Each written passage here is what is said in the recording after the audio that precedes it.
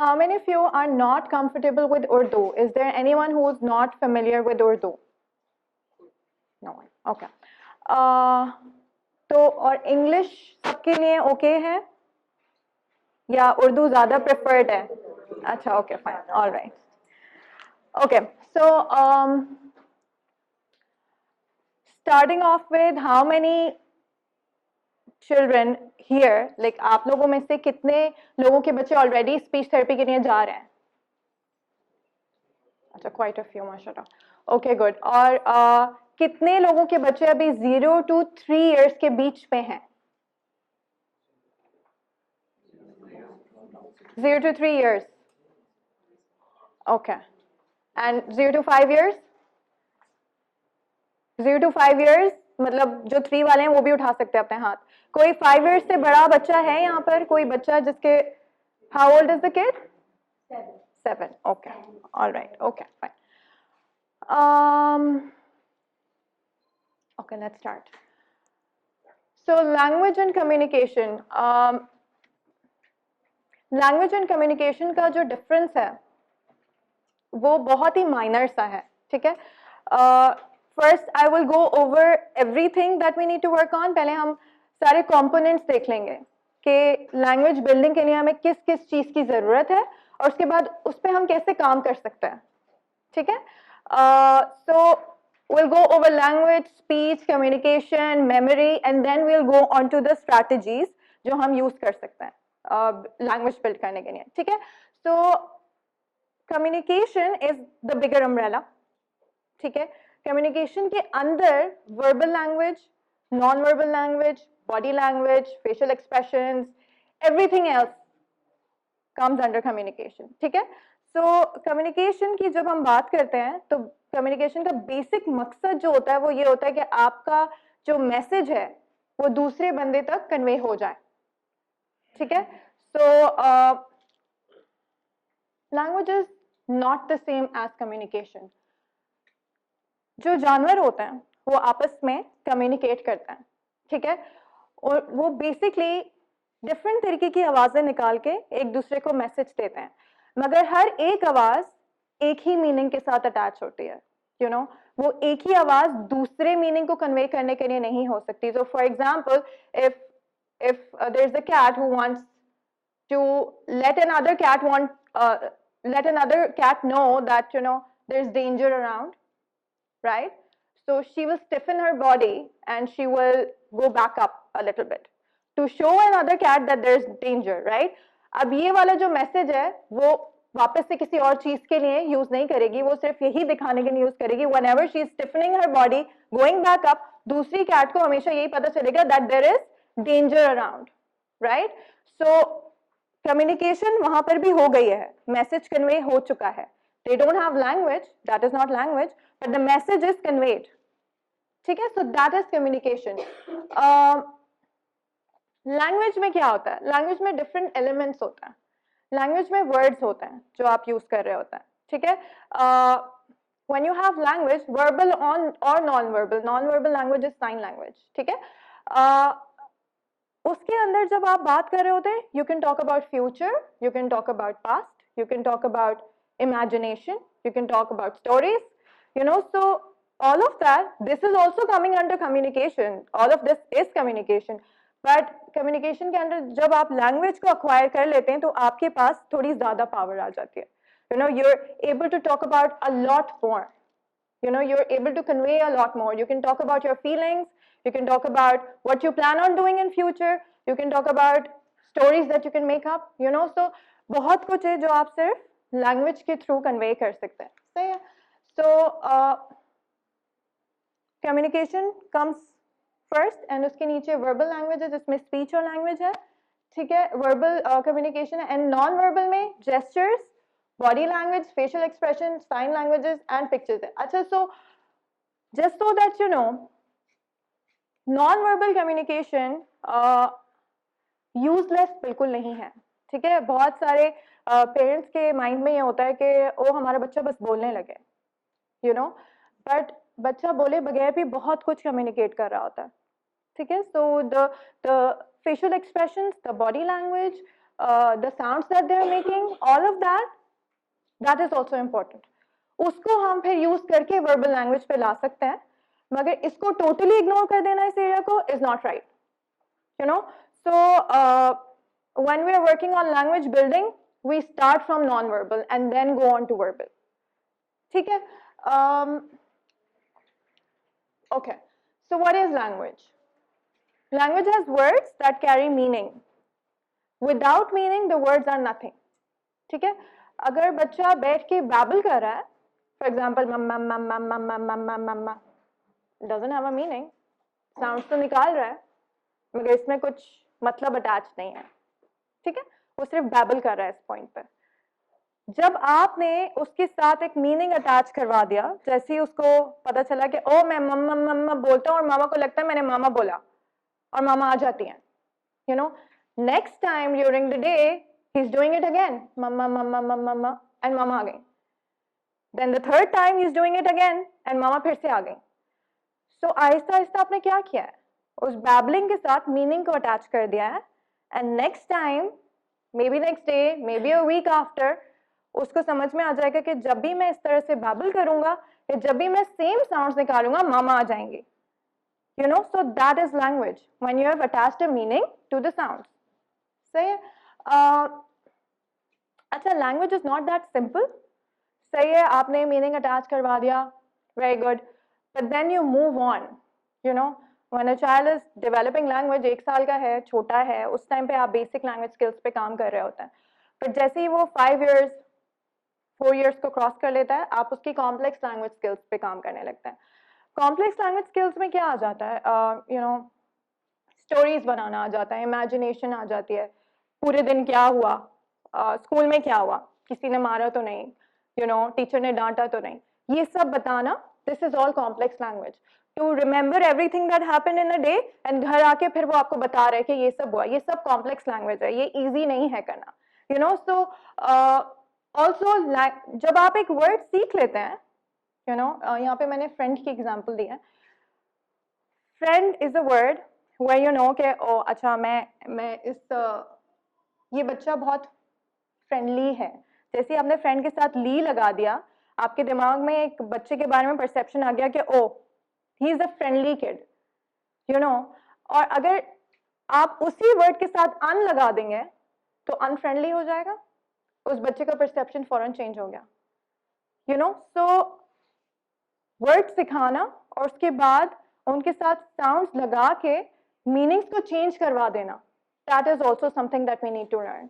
So you know, unfriendly means a person who is not really, you know, up for social interaction.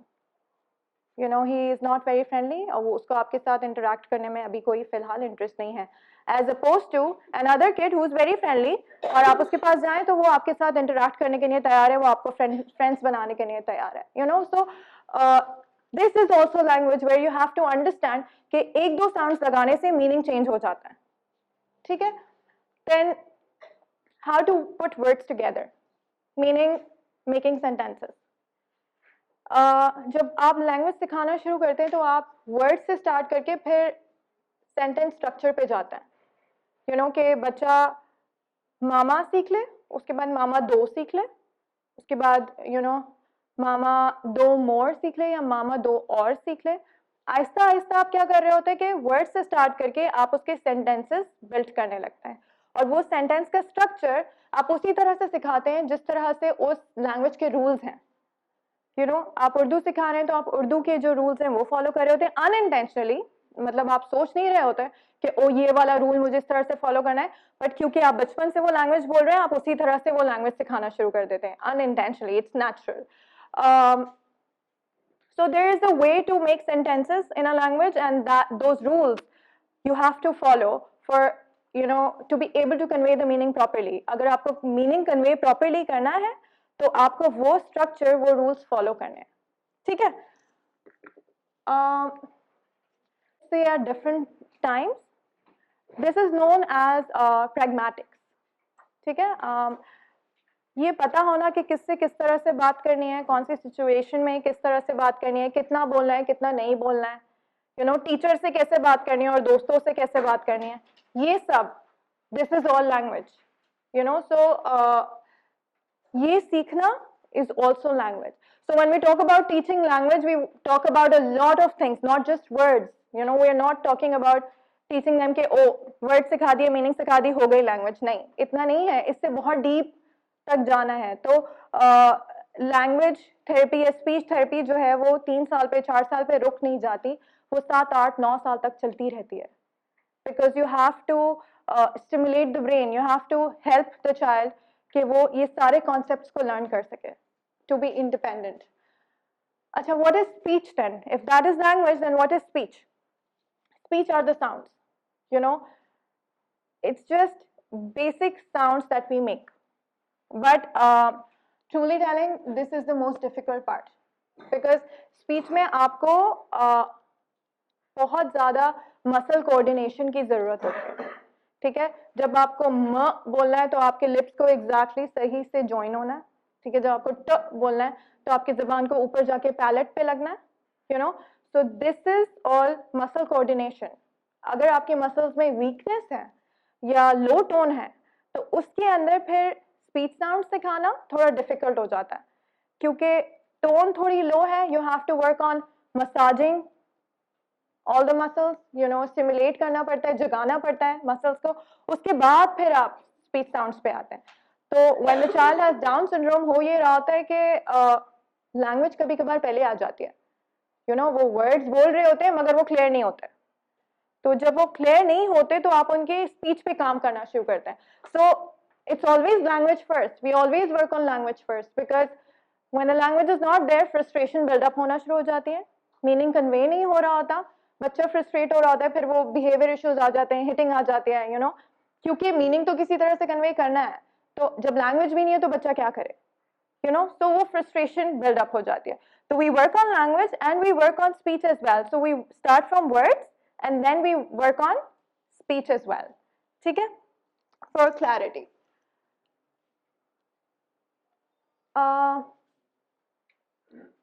Why are we talking about memory in Down syndrome? Why do you think हम लोग memory के बारे में क्यों बात कर रहे हैं इस टाइम पे? Yeah, yeah. Anyone else? Down syndrome में मेमोरी की इम्पोर्टेंस इतनी क्यों है? Like he said, जब हम भी any typically developing child जब लैंग्वेज सीखना शुरू करता है तो he has started to store words first. ठीक है, वर्ड स्टोर होने लगते हैं ब्रेन में, उसकी मीनिंग स्टोर होने लगती है, and then suddenly one day he is talking, recalling all the words that he stored, you know. So it's called auditory memory, you know. आप कुछ सुन रहे हैं, वो आपके दिमाग में स्टोर हो रहा है, फिर जिस वक्त उस वर्ड की जरूरत पड़ी है उस सिचुएशन में जाके आप उसको इस्तेमाल कर रहे हैं. ठीक है, सो जैसे कि मैंने मम्मा मम्मा की एग्जांपल दी. अभी the baby small, you know, may be 9 months 10 months, अभी वो छोटा है, मगर उसके दिमाग में अभी भी स्टोर हो रही हैं चीजें, you know. He is relating to it कि ओ मैंने इस तरह से बैबल किया था, मामा आ गई थी, फिर से बैबल किया था, फिर से मामा आ गई थी, you know. So this pattern being you know stored in the brain is all memory. अच्छा, with Down syndrome the child would like to have something visually as well. ठीक है, सिर्फ आप वर्ड्स बोल के सिखाएं एज कंपेयर टू आप words बोल भी रहे हैं और आप उसको चीज दिखा भी रहे हैं, वो ज्यादा बेहतर है. क्योंकि जब आप, सो फॉर एग्जांपल आप एप्पल के बारे में बात करें, ठीक है, आप उसको बता रहे हैं oh baby this is an apple, हम एप्पल को खाते हैं, यू नो, हम एप्पल इज अ फ्रूट. सही है, बच्चे ने सुन लिया, यू नो, उसको शायद याद भी रह जाए कि एप्पल के बारे में बात हुई थी, but later on he might not remember it because उसने देखा नहीं था कि एप्पल क्या है, you know. As compare to जब आप एप्पल उसको दिखा रहे हैं, आप उसको फील करवा रहे हैं कि दिस इज एन एप्पल, आप उसको खिला के दिखा रहे हैं कि oh this is an apple, you know. तो सारे सेंसेस को आपने स्टिमुलेट कर लिया. उससे क्या होगा कि उसने उसको फील भी किया है, उसने उसको टच भी किया है, स्मेल भी किया है, एवरीथिंग उसने देखा भी है, एवरीथिंग इज देयर, इसीलिए ज्यादा आसानी से उसे याद रह रहा है. तो जब आप बच्चों के साथ लैंग्वेज पे काम कर रहे होते हैं तो you can not just talk, सिर्फ बोलने से लैंग्वेज आसानी से नहीं आती, आपको हर तरह का मीडियम इस्तेमाल करना होता है. ठीक है, we will talk about it later on. अच्छा, पेरेंट्स एज लैंग्वेज फैसिलिटेटर्स. अब आप लोग क्या कर सकते हैं घर पे? First of all, this is very important कि मैं एक्चुअली थेरेपिस्ट को जब टॉक दे रही होती हूँ उनको भी बता रही होती हूँ और मैं पेरेंट्स को भी बता रही हूँ separately. Radical acceptance is accepting the things as they are. ठीक है, आपको उस टाइम पे ये सोचना नहीं है कि ओ सब कुछ बहुत अच्छा है, और ये भी नहीं सोचना कि सब कुछ बहुत बुरा है. ठीक है, when the child has Down syndrome, the basic thing that you need to accept is that the child has Down syndrome. Okay? जब आपने ये चीज एक्सेप्ट कर ली कि बच्चे को डाउन सिंड्रोम है, तो आप फिर पॉजिटिविटी की तरफ जा सकते हैं. सही है, जब आपको ये एक्सेप्ट करने में मुश्किल हो रही है कि बच्चे को डाउन सिंड्रोम है, तो पॉजिटिविटी की तरफ जाना थोड़ा मुश्किल हो सकता है. तो first you have to work on your self as parents कि आप पहले एक्सेप्ट कर लो, उसके बाद फिर पॉजिटिविटी की तरफ we can work, right? So that is radical acceptance, where you kind of accept the condition and then move towards positivity. ठीक है, okay. There are two things in language building. एक nature है और एक nurture है. Nature is अल्लाह ताला ने बच्चे को कैसे बनाया है. ठीक है, वो आपके पास बच्चा पैदा हुआ है, उसको डाउन सिंड्रोम है, यू नो कि कुछ ना कुछ डिले होगा मोस्ट प्रोबेबली. ठीक है, but you also know that the brain is capable of learning language. You no, ये उसका जो दिमाग है उसके अंदर अभी भी सलाहियत है कि वो सीख सके, बोल सके. ठीक है, तो पहले से ये सोच लेना कि बच्चा ओ इसको तो डाउन सिंड्रोम है, ये तो कुछ नहीं कर सकता. You know, so all of you were here, I am pretty sure कि आप लोग यहाँ आए ही इस वजह से हो क्योंकि आपने एक्सेप्ट कर लिया and you want to work towards positivity. But then you have social circles जहाँ पे आप इस बात को you know maybe convey कर सकते हैं कि डाउन सिंड्रोम होने का मतलब ये नहीं है कि बच्चा सीख नहीं सकता, बिल्कुल सीख सकता है. पेस डिफरेंट होती है, कुछ बच्चे जल्दी सीखते हैं, कुछ बच्चे थोड़ा स्लो सीखते हैं. ठीक है, that is nature. But what is nurture? Nurture is what you can do as parents. ठीक है, आप बच्चे को कैसे लैंग्वेज एक्सपीरियंसेस दे रहे हैं. Oh, okay. Am I on time? Okay. So language, आप बच्चे को कैसे एक्सपीरियंसेस दे रहे हैं to help them learn language. ठीक है, that is nurture. Nurture is you as parents, we as therapists. Nature is what the child has when he was born. Say, okay. Cognition and language development in children with Down syndrome. Repetition is the key. Okay. What do I mean by repetition here? Repetition of what? हाँ. So, चाहे वो words हों, चाहे वो सिर्फ sounds हों, आप जितना ज़्यादा रिपीट करोगे उतना ज़्यादा बच्चा जल्दी सीखेगा.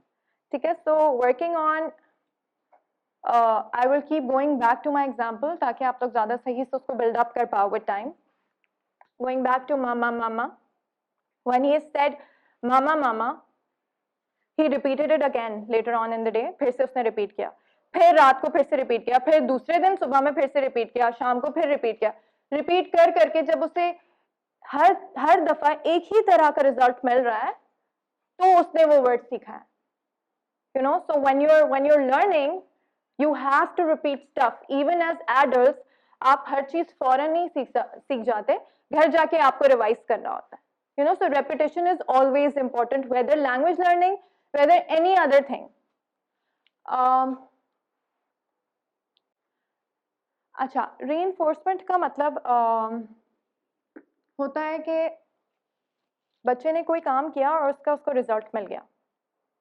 ठीक है, जैसे उसने यूं यूं किया और सामने जो भी चीज़ थी मामा ने उसके हाथ में दे दी. सही. सो उसने एक एक्शन किया, कम्युनिकेशन क्या हुई कि उसे कुछ चाहिए और वो जो चीज़ सामने रखी थी वो उसके हाथ में आ गई. तो ये चीज़ ये जो एक्शन था वो रीइंफोर्स कर दिया आपने. ठीक है, आपने उसको ये समझा दिया कि जब भी वो ये करेगा उसे कुछ मिल जाएगा. सही है.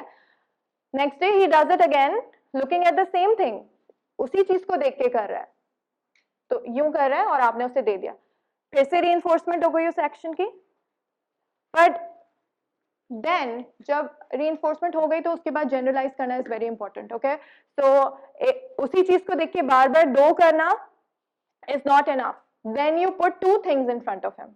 ओके, दो चीजें आप रख दें और उसके बाद दोनों के लिए उससे दो करवाइए। ठीक है, जब वो दोनों के लिए करेगा तो उसको समझ में आएगा कि ओ अच्छा, मुझे जब कोई चीज चाहिए तो मैं हर चीज को देख के ये एक्शन कर सकता हूं और मुझे मिल जाएगा। वो सिर्फ एक चीज तक लिमिटेड नहीं है, आप उसको दूसरी जगहों पे भी कर सकते हैं कैरी ओवर। ठीक है, so that is generalization, whether words whether actions it doesn't matter। आपको जनरलाइज करवाना इज वेरी इंपॉर्टेंट। हम अपने सेशंस में बच्चों को यू नो बॉल सिखा रहे होते हैं। ठीक है, this is a ball, oh what is this, it's a ball. अब वो बच्चे ने वो बॉल देखी, ब्लू कलर की छोटी सी बॉल है, उसने सेशन में कर लिया, उसने सीख लिया। जब घर पे गया तो ऑरेंज कलर की बड़ी सी बॉल है, you know, and it's not the same ball जो आंटी ने सिखाई थी, यू नो, तो वो तो सेम चीज नहीं है, मगर मामा इसको भी बॉल बोल रही हैं, यू नो। देन वो अपने कजिन के घर गया और ग्रीन कलर की बॉल है, उसके ऊपर कुछ पैटर्न बना हुआ है, mama is still calling it a ball, you know. So that is generalisation. बच्चा सेशन से स्टार्ट करता है, एक चीज को देखता है, उसके ऊपर नाम अटैच कर देता है, मीनिंग अटैच कर देता है, but then you as parents go home, show him different things, different sizes, different colours, and उसको सिखाएं कि ये जो चीजें हैं ये सब भी वही हैं, यू नो। सो जो डॉल आंटी ने आपको सेशन में दिखाई थी सिर्फ वो डॉल नहीं है, जो घर में है वो भी डॉल है, जो कजिन के घर है वो भी डॉल है, you know. So this is for language learning very important, क्योंकि जब तक बच्चा जनरलाइज नहीं करता सेंटेंसेस भी दूसरे सिचुएशंस में यूज नहीं करता, यू नो। सो दे दो शायद सेशन तक ही रुक जाए अगर मामा या बाबा घर पे रीइंफोर्स नहीं कर रहे, यू नो। अगर आप मेरे साथ, वो बच्चा सेशन में दे दो बोल रहा है मगर घर जाके नहीं बोल रहा, तो क्या वजह है कि नहीं बोल रहा, यू नो, मेरे सामने तो बोल रहा है। So as parents we need to create opportunities. ठीक है, आप उनको ऐसी अपॉर्चुनिटीज दें जहां पे वो ये बोलने की जरूरत महसूस करें। हर चीज बगैर बोले बगैर मांगे दे देना is not right, you know. when the child has a condition where things are delayed, हम लोगों के अंदर ये टेंडेंसी होती है कि हम ओवर प्रोटेक्ट कर रहे होते हैं कि ओ नहीं नहीं इसकी ये जरूरत है मैं पहले ही दे दूं, ओ अब इसे भूख लग रही होगी पहले, इसे प्यास लग रही होगी पहले ही दे दिया। सब कुछ आप पहले से इतना प्रोवाइड करते कि बच्चे को वो जरूरत ही महसूस नहीं होती कि वो कुछ बोल सके। सो कीप थिंग्स बैक अ लिटिल बिट, थोड़ा सा, you know, not too much, don't frustrate the child, but थोड़ा बहुत जहाँ पे उसे जरूरत पड़े। You can use your toys, you know, जो उसको टॉयज जिनसे खेलने की बहुत आदत है, जो बहुत पसंद है, देने से पहले थोड़ा सा पुश कर दें, यू नो, दो बोलो, दे दो बोलो। That in itself will create a lot of opportunities throughout the day, you know. So building auditory processing skills. So as we talked about remembering words, sentences and instructions, then responding or following them. अच्छा, words को store करना is easier as compared to storing instructions. ठीक है, जब बच्चा words store कर लेता है उसके बाद आप थोड़ा फॉरवर्ड मूव करते हैं। ठीक है, आप उसको सेंटेंसेस सिखाते हैं, आप इंस्ट्रक्शंस पे काम करने लगते हैं। So for example the child's name is Ahmed and you go like, Ahmed जूते लेके आओ। अब अहमद को समझ में आ गया कि जूते लेके आने हैं, he walks up to the door and he forgets what mama said. Okay, वो दरवाजे तक तो पहुंचा था मगर उसे याद नहीं रहा कि मामा ने क्या कहा था। Then he comes back again to mama, you know, and you go like, Ahmed, shoes leke aao. And then he goes again and he might now remember and comes back. So you start working from there. You start from working from one step instruction and start building up on it. You know, Ahmed, shoes or socks leke aao. Ahmed, blue shoes or white socks leke aao. You know, so keep attaching things. I am sure जो भी therapy में भी जा रहे हैं उनको home plans मिल रहे होंगे फॉलो करने के लिए, एंड उनको थोड़ा सा आइडिया होगा कि आपको किस तरह से लैंग्वेज को बिल्ड करना है। But you know, keep in mind कि जितना थेरेपिस्ट आपको बता रहे हैं सिर्फ उतना नहीं करना। एज पेरेंट्स आप इतना ज्यादा सेशंस को अटेंड कर चुके होते हैं कि आपका खुद भी उसी तरह से दिमाग चलने लगता है, आप खुद से बिल्ड करने लगता है. So that in itself is very important to put a thought, खुद से थोड़ा सा इनपुट डालिए, खुद से देखिए कि आप क्या कर सकते हैं एज पेरेंट्स, यू नो. खुद से अपना होम प्लान बना लीजिए, share it with the therapist and go like, oh ये मैं सोच रही थी कि मैं ये टारगेट कर लूं बच्चे के साथ, क्या अभी is he ready, you know. So therapist is the right person to answer that question, but then again your parents, you know your child more, आप अपने बच्चे को ज्यादा जानते हैं थेरेपिस्ट से ज्यादा, ठीक है.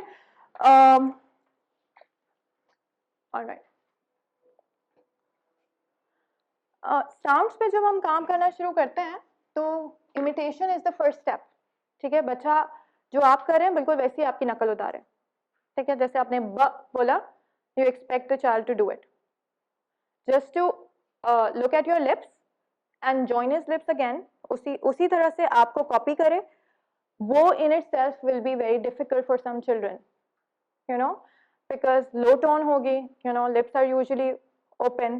Bringing them together, उनको एक साथ ला के join करके फिर छोड़ना हो सकता है difficult हो, you know. उसके लिए you work on massages as well, आप घर पे massages करते हैं, but then again sounds पे भी काम करना है. So imitation of words, imitation of sounds, imitation of actions, जितनी copy करवा सकते हैं उतना करवाइए, you know, and then you start working on more sentences, more words, you know, more instructions. So these skills are the basic ones that you work on, you know. उसके बाद फिर एक दफा ये सब सीख गया ना बच्चा, तो फिर वो खुद ही इंशाल्लाह ताला, you know, he starts to move on. As I said in the beginning, when a child has Down syndrome, visual experiences are very important, ठीक है. Visually उसको कुछ भी दिखाना, because auditory processing is, please put your phones on silent, please. Visual experiences are very important. आपने बच्चे को you know बोला कि oh the girl is drinking, you know, आपने उसे कार्ड भी दिखा दिया जिसके अंदर you know the girl is drinking water. Then again you give him something and he's drinking it too, and then mama is drinking it too, you know. So visually वो देख रहा है कि क्या हो रहा है, and he is also feeling the water or juice going inside, you know. So all of this is very important. So जो भी टारगेट्स आपको, गोल्स आपको थेरेपी की तरफ से मिल रहे हैं, उनके डिफरेंट तरीके के यू नो स्ट्रैटेजीज सोचिए जिससे बच्चा सीख सके. Alright. When the child doesn't have enough support in his neck and he goes like this whenever you're talking to him, जब भी आप उससे बात करते हैं उसका मुंह ऐसे हो जाता है, you know, you can always do this, you know. Support his head because eye contact is very important.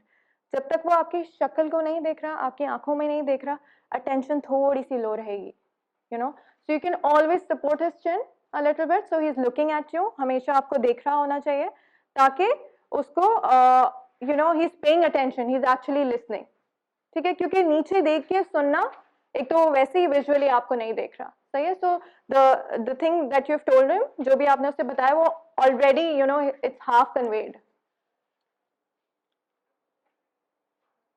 Tactile experiences means touching something, feeling something, ठीक है.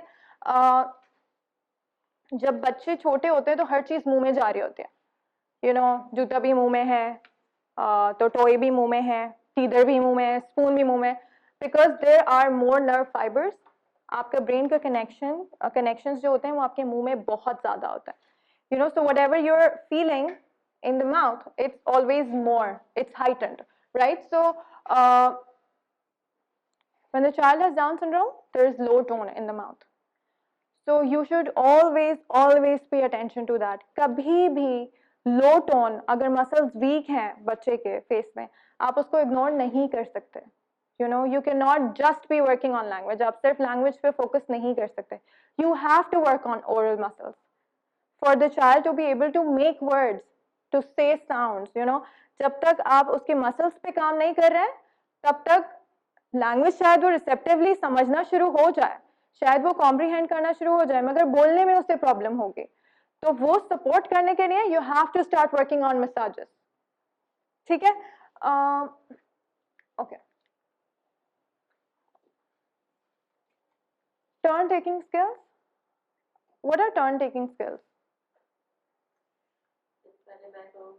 हाँ जी।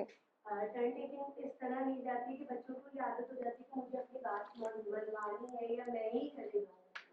तो उसमें ये होता है कि अब हम जैसे मेरा बेटा 7 इयर्स का है, तो हम लोग ये करते हैं, हम कोई प्रिटेंड प्ले करते हैं या फिर हम कोई चीज़ रख देते हैं, तो उसमें उससे यार पता चलता है कि जब दो लोग एक दूसरे के साथ कम्युनिकेट कर रहे हैं या खेल रहे हैं, तो एक दफ़ा इसकी बारी आएगी, तो जब भी अपनी बात खत्म कर लेगा तो फिर मेरी बारी आएगी। ऐसा नहीं होगा कि हर वक्त सिर्फ मैं ही बात करूँगा या मैं ही खेल रहा हूँ तो सिर्फ मेरी ही बारी होगी। जी, so why are turn taking skills really important in language building? हमें turn taking skills पे काम करने की क्या जरूरत है? लैंग्वेज तो आ रही है।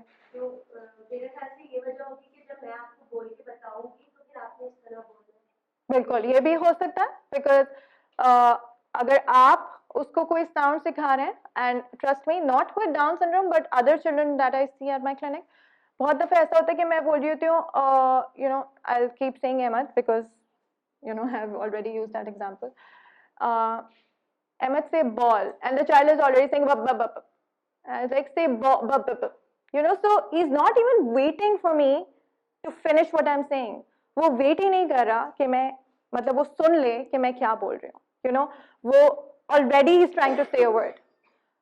So एक तो इमिटेशन के लिए इम्पोर्टेंट है कि आप उसको थोड़ा सा वेट करवाइए, you know, you make them, उनका हाथ पकड़ के बिठाइए, you go like, okay, fold your arms, listen to me, you know, पहले देखो मामा क्या बोल रही है, and keep pointing, you know, keep showing your mouth, point it out, oh देखो यहाँ देखो, look here, wait, you know, so जितने आप जितना अपने hands को use कर सकते हैं, use it, right, and then make him repeat. Turn taking skills are also important in conversation. You know, you cannot be talking while another person is talking. ठीक है, आप एक कॉन्वर्जेशन में there are some etiquettes, there are some rules, right? So जब आप बात कर रहे हैं तो आप दूसरे बंदे से क्या एक्सपेक्ट कर रहे हैं कि वो आपकी बात खत्म होने का वेट करेगा और उसके बाद फिर जवाब देगा, right? So all of this is involved in turn taking skills. Right, this was all about language, but what about the feelings?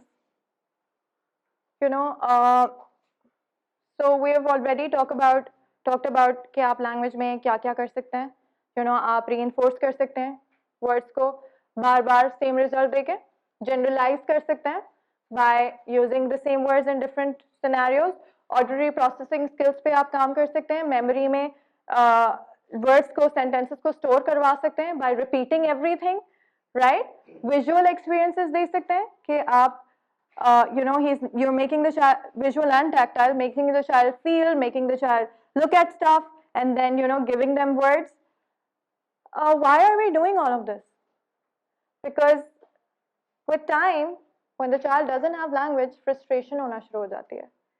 ठीक है, बच्चा जब अपनी बात नहीं समझा पा रहा होता तो फ्रस्ट्रेट ही होता है, like any other person. जब आपकी बात आप बोलने के बावजूद किसी को नहीं समझा पा रहे होते तो आप फ्रस्ट्रेट हो रहे होते हैं, आपको गुस्सा आ रहा होता है कि मेरी बात क्यों नहीं समझ रहा, यू नो, और बड़े होने के बावजूद आपको ये फ्रस्ट्रेशन होती है, तो फिर इमेजिन बच्चा what is he going through, right? So verbal language is important but it doesn't mean that you ignore non verbal communication. ठीक है, नॉन वर्बली अगर साइन लैंग्वेज के थ्रू भी कम्युनिकेट करे, let him do that, let him convey his message, you know, and sometimes ऐसा होगा बच्चा कुछ बोल रहा होगा मगर speech sounds clear नहीं है, बात समझ नहीं आ रही, pretend that you understood, you know, just say कि oh okay अच्छा really okay, can you say that again, start pretending that you understand and make him repeat then, you know, so that he knows कि हाँ आप interested हैं, ऐसा नहीं है कि आपको बिल्कुल समझ नहीं आ रहा, and फिर वो शायद उसको repeat करने के मूड में हो, वरना शुरू से अगर नहीं क्या बोला तुमने, सही से बोल के दिखाओ, समझ नहीं आया, यू नो, नहीं का वर्ड जहां पे आना शुरू हो जाता है ना, वहीं पे फ्रस्ट्रेशन बिल्ड होने लगती है. डोंट स्टार्ट विद अ नहीं. Okay, alright. So these are some myths that we are going to talk about. अच्छा, they speak as much as they understand. Do you think it's true कि जितना वो बोल रहे होते हैं उतना ही समझ रहे होते हैं? No, right? तो ज्यादातर ऐसा ही होता है कि उनको समझ ज्यादा आ रहा होता है मगर वो बोल उतना नहीं रहे होते. ठीक है, तो when parents are having discussions talking about the child, you know कि ओ अभी तक नहीं बोल रहा, कितनी परेशानी हो रही है, स्कूल से कंप्लेन्स आ रही हैं, you don't know how much he is understanding, आपको नहीं पता वो कितना समझ रहा है, specially after 5 years most of the things they are understanding. तो आप अगर you are letting him down, तो वहीं पर बात starts to get a little rough because he's probably understanding what you're telling your spouse. आप जो भी अपने पार्टनर को बता रहे हैं, he's probably understanding that. Teachers की जो कंप्लेन्स होती हैं उसके सामने अगर हो रही हैं, he's probably understanding that already. So try to have the conversations not in front of the child. जहाँ पे आपको पॉजिटिविटी की बात करनी है, उसकी अच्छी बातें करनी है, बिल्कुल उसके सामने करिए। मगर अगर आपको ऐसे एरियाज डिस्कस करने जिस पे थोड़ा सा काम की जरूरत है, ट्राई करिए कि बच्चा सामने ना हो, because he is probably understanding everything. The results of therapy and language stimulation start to show up within a set number of months. कौन सा बच्चा कब रिजल्ट्स दिखाएगा कुछ नहीं पता। आपने थेरेपी में एनरोल कर दिया है, आप ये नहीं कह सकते कि 3 महीने बाद बच्चा बोलने लगेगा, कोई गारंटी नहीं है। हो सकता है 6 महीने लगे, हो सकता है 1 साल लगे, हर बच्चे का रिस्पॉन्स टू थेरेपी डिफरेंट होता है। तो you can not blame the therapist. आप नहीं कह सकते कि ओ थेरेपिस्ट ने सही काम नहीं किया, हमारा बच्चा तो कर सकता था। There will be cases like that. ऐसा भी हो सकता है कि therapist is not really doing what he or she is supposed to do, but mostly, and I would really request everyone कि आप ये देखो कि बच्चे की रियल में क्या रिस्पॉन्स है to everything in the environment. क्या वो घर में बाकी सब कुछ जल्दी सीख जाता है? क्या वो he is learning all the games, all the puzzles जल्दी as compare to what he is learning in therapy? Also आप अपना इनपुट कितना दे रहे हैं एज पेरेंट्स, बिकॉज थेरेपी में एक दफा आना सेशन में इज नॉट इनफ। आपके ऊपर बहुत रिस्पॉन्सिबिलिटी है इस टाइम पे to develop language, to stimulate it, do your bit. ठीक है, तो थेरेपी कब रिजल्ट्स दिखाएगी, ये there is no set number of months और days. Play doesn't help language development. खेल से ज्यादा बच्चा कहीं और नहीं सीखता। ठीक है, जो बच्चे खेल में सीख रहे होते हैं वो स्ट्रक्चर्ड थेरेपी में उतना नहीं सीखते। तो हम अपना स्ट्रक्चर्ड सेशन ले लेंगे, उसमें भी हम कहीं पे प्ले इनकॉर्पोरेट कर लेंगे, मगर घर पे please be a child, pretend that you're a बच्चा योरसेल्फ। खुद बच्चों की तरह खेलें उनके साथ। Ball throw ball, pretend like you're a baby. Doll houses ले आइए, किचन सेट्स ले आइए, लड़का है लड़की है doesn't matter, you have to teach them stuff. So throw out all the stereotypes, do everything that you would do to teach language. ठीक है, तो जब थेरेपी में भी लड़के भी आते हैं तो हम उनके साथ किचन सेट्स के साथ खेल रहे होते हैं, and I have seen many parents saying oh ये तो लड़का है, इसको मैं कैसे खिला दूं, किचन सेट से, डॉल से कैसे खेलेगा, लड़का है, so बिल्कुल खेलेगा, लैंग्वेज सिखाने के लिए खेलेगा। Applying language building strategies over and over again in the same way will keep the child interested. So सही, आपको रीइंफोर्समेंट करनी है, आपको रेपिटेशन करनी है, मगर इसका मतलब ये बिल्कुल भी नहीं है कि आप रोजाना उसको लेके जाएंगे, उसको एप्पल दिखाएंगे और बोलेंगे oh apple, oh ball, car, and let him go. So all of this doesn't really work after a while. आपने 1 हफ्ते तक उसको इस तरह से लैंग्वेज सिखाई, दूसरे हफ्ते वो बोर हो जाएगा, उसके बाद उसे ना उस एप्पल को देखना है, ना उस बॉल को देखना है, ना उस कार को देखना है, बिकॉज मामा हर दफा यही करती हैं। So maybe you can feed the apple to the doll. ओ डॉल को एप्पल खिला दे, ओ देखो कार जा रही है, टक्कर हो गई, things like that. Just labeling doesn't work. You have to be creative. Be creative. जब बच्चे के साथ आप खेल रहे हैं तो बच्चों की तरह खेलें, बिल्कुल भी उसको सेम मत रखें। पूरे हफ्ते एक ही चीज बार बार रिपीट होती रहे तो कोई भी बोर हो जाएगा। So make different ways to teach language. अस्सलाम वालेकुम एवरीबॉडी। अब हम आते हैं बात करने बिहेवियर पे। बिहेवियर क्या होता है, किसी को कुछ भी आइडिया है? हाँ ठीक है, तो हम जिस तरह चीज़ों की तरफ रिएक्ट करते हैं, रिस्पॉन्ड करते हैं, इसका मतलब मम्मा ने मुझे डांटा, मैंने उसके बाद क्या किया बताइए? रोते हैं, ठीक है, और चीज़ें थ्रो करते हैं और चिल्लाने लगते हैं और बाल नोचते हैं खुद के आपके ठीक है, हाँ, और कोने में जाके खड़े हो जाते हैं, ठीक है, व्हाट एल्स, शिकायत लगाना, ठीक है, फिर कुछ सिवियर बिहेवियर्स जी, कुछ और ऐसा काम करते हैं जिससे वो नाराज हो। हाँ ठीक है, कि मैं ऑलरेडी मम्मा गुस्से में, मैं इनको और गुस्सा करता हूँ, ठीक है, व्हाट एल्स, कुछ क्या करते हैं, हेड बैंगिंग, ठीक है, ये सिवियर बिहेवियर्स होते हैं, काटना, थूकना, खाना फेंक देना। अब एज पेरेंट्स आप लोग इन चीज़ों के साथ किस तरह डील करते हैं? चले आप कह रही हैं आपका बच्चा रोता है बहुत ज़्यादा, तो आप क्या करती, रोती है, रोती भी है ठीक है, बहुत ज़्यादा, इसके अलावा अपना सर जो है पीछे को लेके जाती है बहुत ज़ोर से। अच्छा, ठीक है, और फिर आप क्या करती हैं उस वक्त?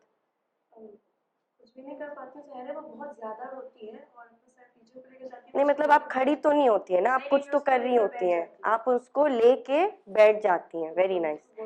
आप क्या करती हैं? बाल बच्चे हैं तो मैं उनको सॉरी कहने के लिए कहती हूँ कि आप सॉरी करें तो बोल तो सकते कि तो, लेकिन अब उन्होंने सिखाया कि अपने हैंड्स ईयर्स की तरफ ले जाके लेके जाके अच्छा अच्छा, ठीक है, ओके, शायद मुझे लगता है कि वो एम्बैरेस हो रहे हैं। हाँ, ओके, ठीक है, वेरी गुड। और कोई स्ट्रैटेजीज, और कोई क्या करता है? दैट्स गुड, ठीक है, माइंड डाइवर्ट कर दिया, उनका जहन उस चीज से हमने हटा दिया, ठीक है। अब मुझे ये बताएं, एज पेरेंट्स आप लोग ने कभी सोचा कि आपके बच्चे ये चीजें क्यों करते हैं? क्योंकि स्पेस नहीं है। थैंक यू, ठीक है, ज्यादा स्पेस नहीं है, सही, कुछ बोल नहीं पाते अपनी बात, तो वो फ्रस्ट्रेट हो रहे होते हैं, इसलिए वो करती है। ठीक है, आप कह रही हैं अटेंशन के लिए, ठीक है, बास तौर पे यही बात होती है, ठीक है, कि मैं मम्मा या बाबा का अटेंशन किस तरह अपनी तरफ लाऊं, ठीक है, मैं खेल रहा हूँ, मुझे ये चीज़ करनी है, लेकिन मुझे देखना है कि मम्मा मेरी तरफ देख रही हैं, वो मेरी अटेंशन ले रही हैं, नहीं ले रही तो मैं ऐसी कोई चीज़ करूँ जिसपे वो मुझे चिल्लाएंगी और फिर मुझे वो अटेंशन मिल जाएगी। अब इस किस्म का अटेंशन क्या अच्छी बात होती है? नहीं, दिस इज नॉट ओके, ठीक है। अब हम जितनी भी उनकी फ्रस्ट्रेशन है, अच्छा एक सेकेंड, अटेंशन पे वापस आते हैं, अगर हम उन्हें इस तरह अटेंशन नहीं दें तो हम और किस तरह उनको अटेंशन दे सकते हैं? इग्नोर करके। नहीं, मैं पूछ रही हूँ हम उनको अटेंशन किस तरह दे सकते हैं? क्या बोला आपने? ऊंचा बोले। टाइम दे के। उनकी नीड हमें अंडरस्टैंड करनी पड़ेगी कि अभी इसको किस चीज़ की नीड है, हम्म, हम उसको टाइम से पहले पूरा करें। बिल्कुल बिल्कुल बिल्कुल, वेरी नाइस, ठीक है। अब कुछ पॉइंट्स हैं जिसके बारे में हम बात करेंगे। I don't know how to word this. Okay, सही, ठीक है।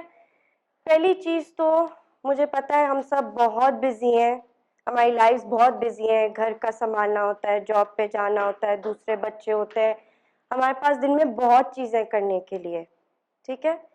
लेकिन ये प्रॉब्लम्स जो आप बता रहे हैं ना, ये उन्हीं चीज़ों से आते हैं जब हम, क्या मैं तो अपने एक्सपीरियंस से नहीं बोल सकती क्योंकि ना मेरी शादी हुई है ना मेरे बच्चे हैं, ठीक है, आप लोग को ज़्यादा पता होगा, आप लोग पेरेंट्स हैं, लेकिन कुछ टाइम निकालना उनके लिए, चाहे वो आधा घंटा भी हो, जहाँ पे आप सिर्फ उनके साथ बैठें और खेलें और एक रैपो बिल्ड करें। हमें ये चाहिए कि हम एक पॉजिटिव कनेक्शन बनाए पेरेंट और चाइल्ड के दरमियान, कि उनको ये भी समझ आए कि अच्छा मेरी बात भी समझ आती है इनको, ठीक है। जिस दिन वो ये चीज़ समझना शुरू हो गए, वो फिर ये सब चीज़ें नहीं करेंगे, ठीक है।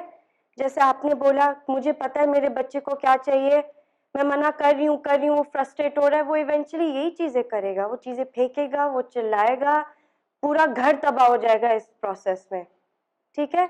सो व्हाई नॉट कि जब वो चीज़ होने से पहले ही हम रोक दें। आप लोग सब पेरेंट्स हैं, आपको पता होता है बच्चा बोलता भी नहीं है और आपको पता होता है इसको क्या चाहिए, तो जब आपको पता है तो आप उसकी फ्रस्ट्रेशन लेवल इतनी क्यों बढ़ा देते हैं कि वो फिर ये चीज़ें करने पे उतर आते हैं, मजबूर हो जाते हैं ना कि ठीक है मेरी, जब मैं अच्छी तरह बोल रहा था, मेरी बात तो कोई सुन ही नहीं रहा था। मम्मा पापा आपस में बात कर रहे हैं, मैं यहाँ खड़ा हूँ, चीख रहा हूँ, पूछ रहा हूँ कोई चीज, वो मेरी तरफ देख भी नहीं रहे। That's not fair. ठीक है, आपको अच्छा लगेगा अगर मैं और कोई बात कर रहे हैं और आप मुझसे बात करने की कोशिश कर रहे हैं, मैं आपकी तरफ तवज्जो ही नहीं दे रही हूँ, आप इवेंचुअली क्या चीज करोगे?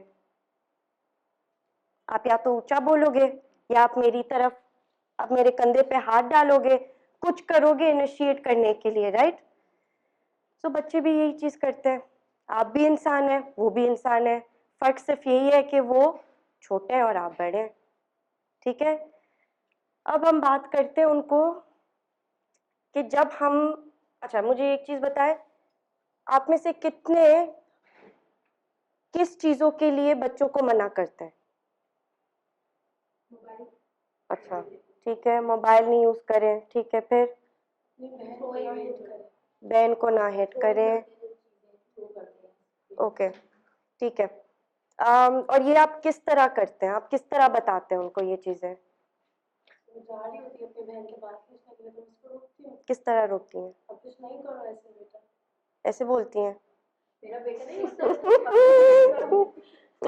ऐसे तो बिल्कुल भी नहीं होता। मेरा बेटा अगर बाल वगैरह हाँ, खींचता है तो मैं अपने बेटे के बाल खींच के मुझे आपको देखो दर्द ये देखो, ठीक है, अब आई ना सबकी असलियत सामने, सही है, वेरी गुड, पॉजिटिव, ठीक है। छोटे बड़े भाई के पास जाती है गुस्सा करने या बाल खींचने के लिए, तो मैं उसको सिखाता हूँ कि हाउ टू लव, या ऐसे कोई गेम लाकर उसी टाइम पे दे देता हूँ ताकि ये इवेंचुअली एक ही टाइम पे दोनों चीजों पे इन्वॉल्व हो जाए, इन्वॉल्वमेंट ही चेंज होगा उनका, मतलब जो अटेंशन सही, जिस पर्पस के लिए जा रही थी वो पर्पस ही चेंज है, इनफैक्ट वो उसी टाइम से खेलना शुरू कर वेरी गुड, ठीक है। अब ये ऐसी चीजें जिनको हम स्ट्रेटजीज बोलते हैं, ठीक है, क्योंकि हम इतने आदी होते हैं नो बोलने के, नहीं करो, ये मत करो, ये नहीं हाथ लगाओ, इसको छोड़ो, वो मत करो, कि ओवर टाइम पता है क्या होता है, उस नो की मीनिंग ना खत्म हो जाती है। फिर चाहे आप 50 दफा बोले, आप चीख के बोले, आप मार के भी बोल देना, उनको कोई फर्क नहीं पड़ने वाला। क्यों? क्योंकि आपने ये लफ्ज इतना ज्यादा इस्तेमाल कर लिया होता है कि फिर उसकी कोई मायने ही नहीं रहती। अच्छा मम्मा ने मना किया, मैं तो फिर भी कर रहा हूँ, 5 और दफा बोलेंगी, मैं फिर भी कर रहा हूँ, मैं तो करता रहूंगा, क्या होगा, मारेंगी, मैं फिर भी करूंगा। समझ आ रही है आपको ये चीज? ये बहुत ही इंपॉर्टेंट चीज है समझने के लिए एज अ पेरेंट, कि इंस्टेड ऑफ कि मैं उसको रोकूं, इन्होंने बहुत अच्छी स्ट्रैटेजी बताई, आपने भी ये चीज दोहराई कि मैं उसका अटेंशन ही डाइवर्ट कर दूं, गुस्सा करने के बजाय, नो बोलने के बजाय मैंने उसकी तवज्जो ही वहां से हटा दी। ठीक है, अब जी, इन्होंने उस वक्त की तवज्जो हटा दी, ठीक है, लेकिन बाद में फिर वो वही बात होगी। अब जैसे मैंने अगर करा कि मैंने बाल पुल करे तो उसको फील हुआ कि देखो दर्द हो रहा है, अब ये मैं दोबारा जाके करूंगा या मेरे इस तरह हूँ, तो वो रियलाइज हुआ ना उसको। ठीक है, बिल्कुल, ये भी एक दूसरी चीज है, ठीक है, मतलब बाल मत नोचे अपने बच्चों के हाँ, तो उनको आप क्या कर सकते हैं, उस वक्त उनका हाथ पकड़ लें, पकड़ लें उनका हाथ, मत करने दें, ठीक है, और बहुत सख्ती से मना कर दें कि ये अच्छी बात नहीं है, आपकी बहन को दर्द हो रहा है, मैं नहीं चाहती कि आप ये चीज दोबारा करें। अगर आप उनको समझाएंगे कि कोई चीज क्यों गलत है, तभी तो वो नहीं करेंगे। लेकिन अगर, क्योंकि बच्चे होते हैं, उनको हर चीज में, हम इसे बोलते हैं एक्सप्लोरिंग करना, ठीक है, उनको चाहिए कि मैं ये भी देखूं, ये क्या होता है, ये क्या चीज है, ये कैसे चलती है, ये अभी मैं हिटिंग पे नहीं आऊंगी, उस पर मैं तो बाद में आऊंगी, लेकिन उनको चाहिए कि वो हर चीज को देखे, उनको एक्सप्लोर करे, ठीक है। अब डिफरेंस यहाँ आ जाता है कि क्या हमें हर चीज के लिए मना करना चाहिए? नहीं, ठीक है, सिर्फ उन चीजों के लिए हम मना कर सकते हैं जो चीज वाकई में बुरी हो। समझ आ रही है आपको?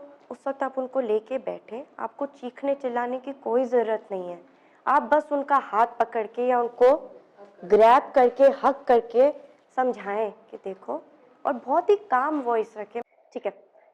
जो मैं कह रही थी कि मैं पेरेंट नहीं हूँ, लेकिन मैं बच्चों के साथ काम करती हूँ, ठीक है, और एक चीज मैंने जरूर नोटिस की है कि जितना मैं, अगर मैं कभी गुस्सा हो जाऊं या अगर मैं हाइपर हो जाऊं, हैप्पी हो जाऊं, जिस बच्चे के साथ मैं काम कर रही हूँ उनका भी, वो भी इस चीज को मैं एनर्जी बोलती हूँ, ठीक है। जो आपकी एनर्जी होगी ना, मतलब अगर आप गुस्से में, अभी शक्ल ऐसी बनी हुई है, आपका बच्चा भी उस तरह रिएक्ट करेगा, ठीक है। तो बच्चे पे काम करने से पहले प्लीज एज पेरेंट्स, मैं अपने हर पेरेंट को ये एडवाइस देती हूँ कि इफ यू आर काम, अगर आप रिलैक्स्ड रहेंगे आपका बच्चा भी उसी तरह होगा। लेकिन अगर आप हर जगह हर तरफ चीख रहे हैं, चिल्ला रहे हैं, शोर हो रहा है घर पे, किसी को ये चीज नहीं पसंद, वो भी एजिटेट हो जाएगा, वो भी अग्रेसिव हो जाएगा, क्योंकि बच्चे क्या करते हैं, वही सीखते हैं ना जो आप दिखाते हैं, वही सीखते हैं जो आप बोलते हैं, ठीक है। तो इसी तरह वो बिहेवियर्स भी इसी तरह सीख रहे होते हैं। ये नहीं कि आप मार रहे होते तो वो मार रहा होता है, लेकिन वो अग्रेशन जो उनमें चला जाता है ना, फिर उसको निकालना बहुत डिफिकल्ट हो जाता है, specially with children with down syndrome. उनको वैसी सलाहियत थोड़ी कम होती है समझने की, और अगर हम उनको क्लियर इंस्ट्रक्शंस नहीं दे रहे होते हैं, हम क्या कर रहे होते हैं, मत मारो उसको, ये गलत बात होती है, मैं गुस्सा हो रही हूँ, उसको उस वक्त नहीं समझ आ रहा होता है, क्योंकि वो वैसे ही इतना फ्रस्ट्रेट हो रहा होता है, वो इतना ही गुस्सा हो रहा होता है उस वक्त। तो बेहतर क्या है, हम उनको शॉर्ट क्लियर इंस्ट्रक्शंस दें कि मत मारो, उनको दर्द हो रहा है, आपको बस ये चीज बोलनी है। आप अपनी कह रही हैं अपनी बेटी को मारता है, अपनी बेटी को उठा के चली जाए दूसरे कमरे में, ठीक है, ताकि उसको वो दूसरा चांस ही नहीं मिले करने के लिए। अगर आपकी बेटी वहीं बैठी है और आपको पता है कि ये करेगा अभी, पहली चीज तो या तो उसका हाथ पकड़ के रोक दे उसको और बहुत सख्ती से बोले, no this is not okay, ये सही नहीं है, ठीक है। अच्छा, अब दूसरी चीज, ये बिहेवियर्स क्यों आते हैं, बच्चा, हम इसको बोलते हैं एस्टैब्लिशिंग रूटीन। अब आप और मैं रोज सुबह एक ही टाइम पे उठते हैं, नाश्ता करते हैं, बाथरूम जाते हैं, कपड़े बदलते हैं, काम पे जाते हैं, काम से वापस आते हैं, लंच खाते हैं, जो भी टाइम स्पेंड करते हैं फैमिली के साथ, टीवी देखते हैं, खाना खाते हैं, ये क्या हुआ, इसको हम क्या बोलते हैं, रूटीन, ठीक है। ये क्या होती है, रूटीन। और रूटीन अच्छी चीज होती है ना, हमें पता होता है कि अच्छा मुझे भी ये करना है, मुझे भी ये करना है, मुझे भी ये करना है। अब मुझे बताएं, आपके रूटीन में जब ऐसी कोई चीज हो जाती है, चले गाड़ी का एक्सीडेंट हो गया या घर में पानी खत्म हो गया, तो आपके रूटीन को क्या होता है, डिस्टर्ब हो जाता है। अगर रूटीन डिस्टर्ब हो जाता है, आप डिस्टर्ब होते हो, यस। अब बच्चे किस तरह परफॉर्म करते हैं, अगर उनका भी एक ही रूटीन हो every single day. Now I know कि ये बहुत आसान बात होती है बोलने के लिए, और एक्चुअली करने में बहुत मुश्किल चीज़ होती है, क्योंकि हमारे पास एक बच्चा नहीं होता है, हमारे पास तीन, कोई हम जॉइंट फैमिलीज में रहते हैं, हमें दूसरों का भी सोचना पड़ता है, तो ये चीज़ बहुत मुश्किल हो जाती है। लेकिन हमारा फर्ज है कि हम ये ट्राई करें उनके साथ, क्योंकि पता है क्या होता है, अगर उनको नहीं पता है, एक दिन मैं सुबह 9 बजे उठ रहा हूँ, एक दिन मैं 12 बजे उठ रहा हूँ, एक दिन मैं स्कूल जा रहा हूँ, एक दिन स्कूल से जल्दी आ गया, खाना कभी लेट खा रहा हूँ, नहीं खा रहा हूँ, आपने खेलने दिया, नहीं खेलने दिया, डोंट यू थिंक कि दिस इज अपसेटिंग, कि उनकी अगर कोई रूटीन एज सच नहीं है, तो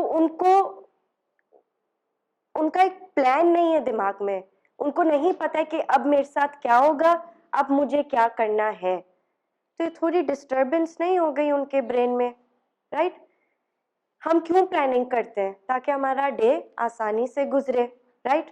इसी तरह बच्चे भी बहुत आसानी से एक चीज से दूसरी चीज की तरफ जाएंगे, अगर उन्हें पता हो कि मुझे अब क्या करना है।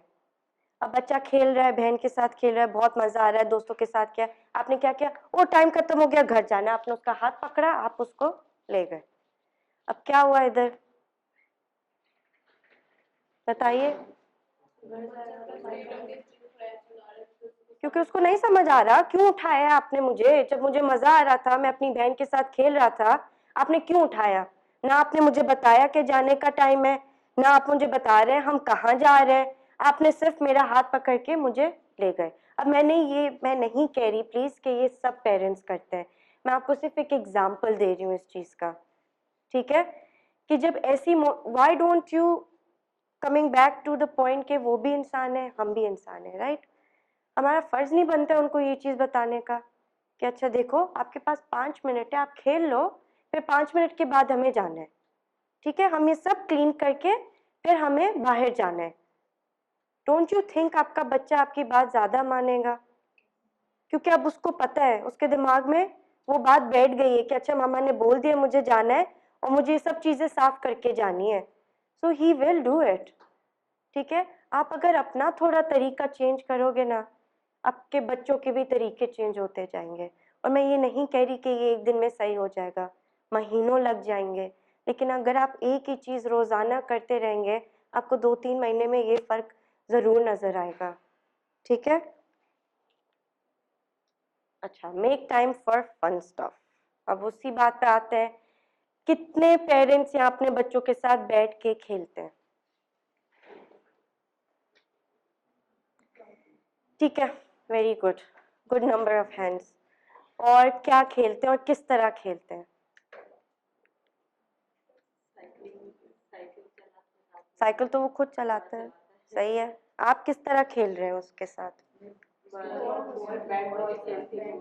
अच्छा,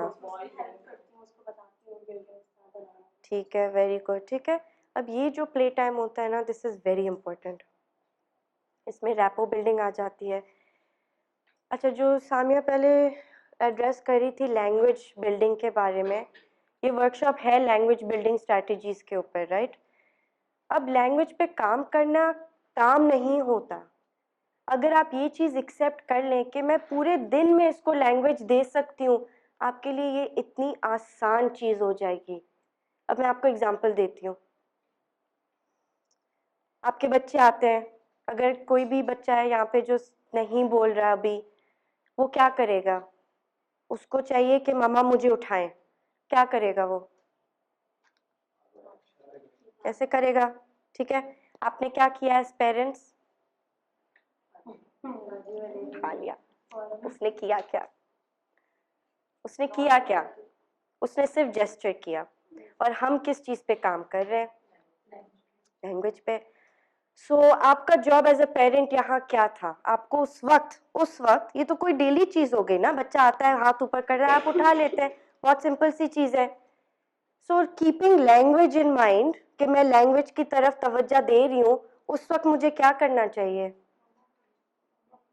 बोलो, ऊपर ऊपर, मामा ऊपर ऊपर। ये करने में आपको कितना टाइम लगेगा? 1 मिनट से भी कम, 10 सेकंड लगेंगे आपको। लेकिन उस वक्त मैंने क्या कम्युनिकेट कर दिया बच्चे को कि इसका मतलब है ऊपर ऊपर ऊपर। और एक दफा कहना कभी काफी नहीं होता। आप मतलब आप आधे तो थेरेपिस्ट बन जाएं, ठीक है। बोल दे ऊपर आना है, ऊपर ऊपर, अप अप अप अप। 5-6 दफा बोल दिया, 10 दफा बोल दिया, फिर आपने जाके उसको उठा लिया। लेकिन अगर हम लेट कर देंगे इस तरह लेने में, तो फिर वही बात है, बच्चा frustrate मैं हो इतना जाएगा। मैं इतना लेट नहीं कह रही, मैंने क्या बोला? 10 सेकंड। 10 सेकंड कितना होता है? 10 सेकंड के लिए तो कर रहा होता है हाथ ऊपर, ठीक है। शायद आवाजें भी निकाले और आप बोलो यस अप अप अप, ऊपर ऊपर ऊपर। आपने यही चीज रोजाना की, एक दिन आपने नहीं की और रुक जाए, क्या आपको लगता है आपका बच्चा बोलेगा? वेरी लाइकली 80% वो ये चीज इस्तेमाल करेगा उस वक्त, ठीक है। इस तरह आपने क्या, आपने ये नहीं बोला बोलो तो मैं लूंगी, आपने ये नहीं बोला तुम बोलोगे तो मैं लूंगी, क्योंकि उस चीज पे पता है क्या होता है, एक डिमांड आ जाती है, बच्चा और फ्रस्ट्रेट हो जाता है कि मैं क्यों बोलूं ये चीज, आप उठा लें, अभी तक तो कर रही थी ना, आप उठा रही थी मुझे इस पे, तो अब क्या हो गया, ठीक है। उस he'll get even more angry at that point in time.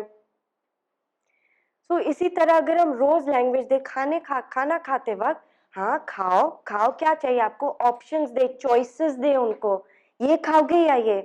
भले शुरू में सिर्फ पॉइंटिंग ही कर दे, आप बोले चपाती खाओगे या चावल, चावल खाओगे, चावल खाओगे, आओ चावल डालते हैं। आपका जॉब सिर्फ ये है कि जो भी आप चीजें कर रहे हैं आप उसके बारे में बात करें, दैट इज इट। और आप देखिएगा, ये प्रूवन फैक्ट है, ये एविडेंस बेस्ड रिसर्च है कि इफ़ यू गिव लैंग्वेज, और इस तरह लैंग्वेज कि आप नेचुरली लैंग्वेज देना शुरू करें, तो फिर बच्चा खुद ही वो पिक कर रहा होता है।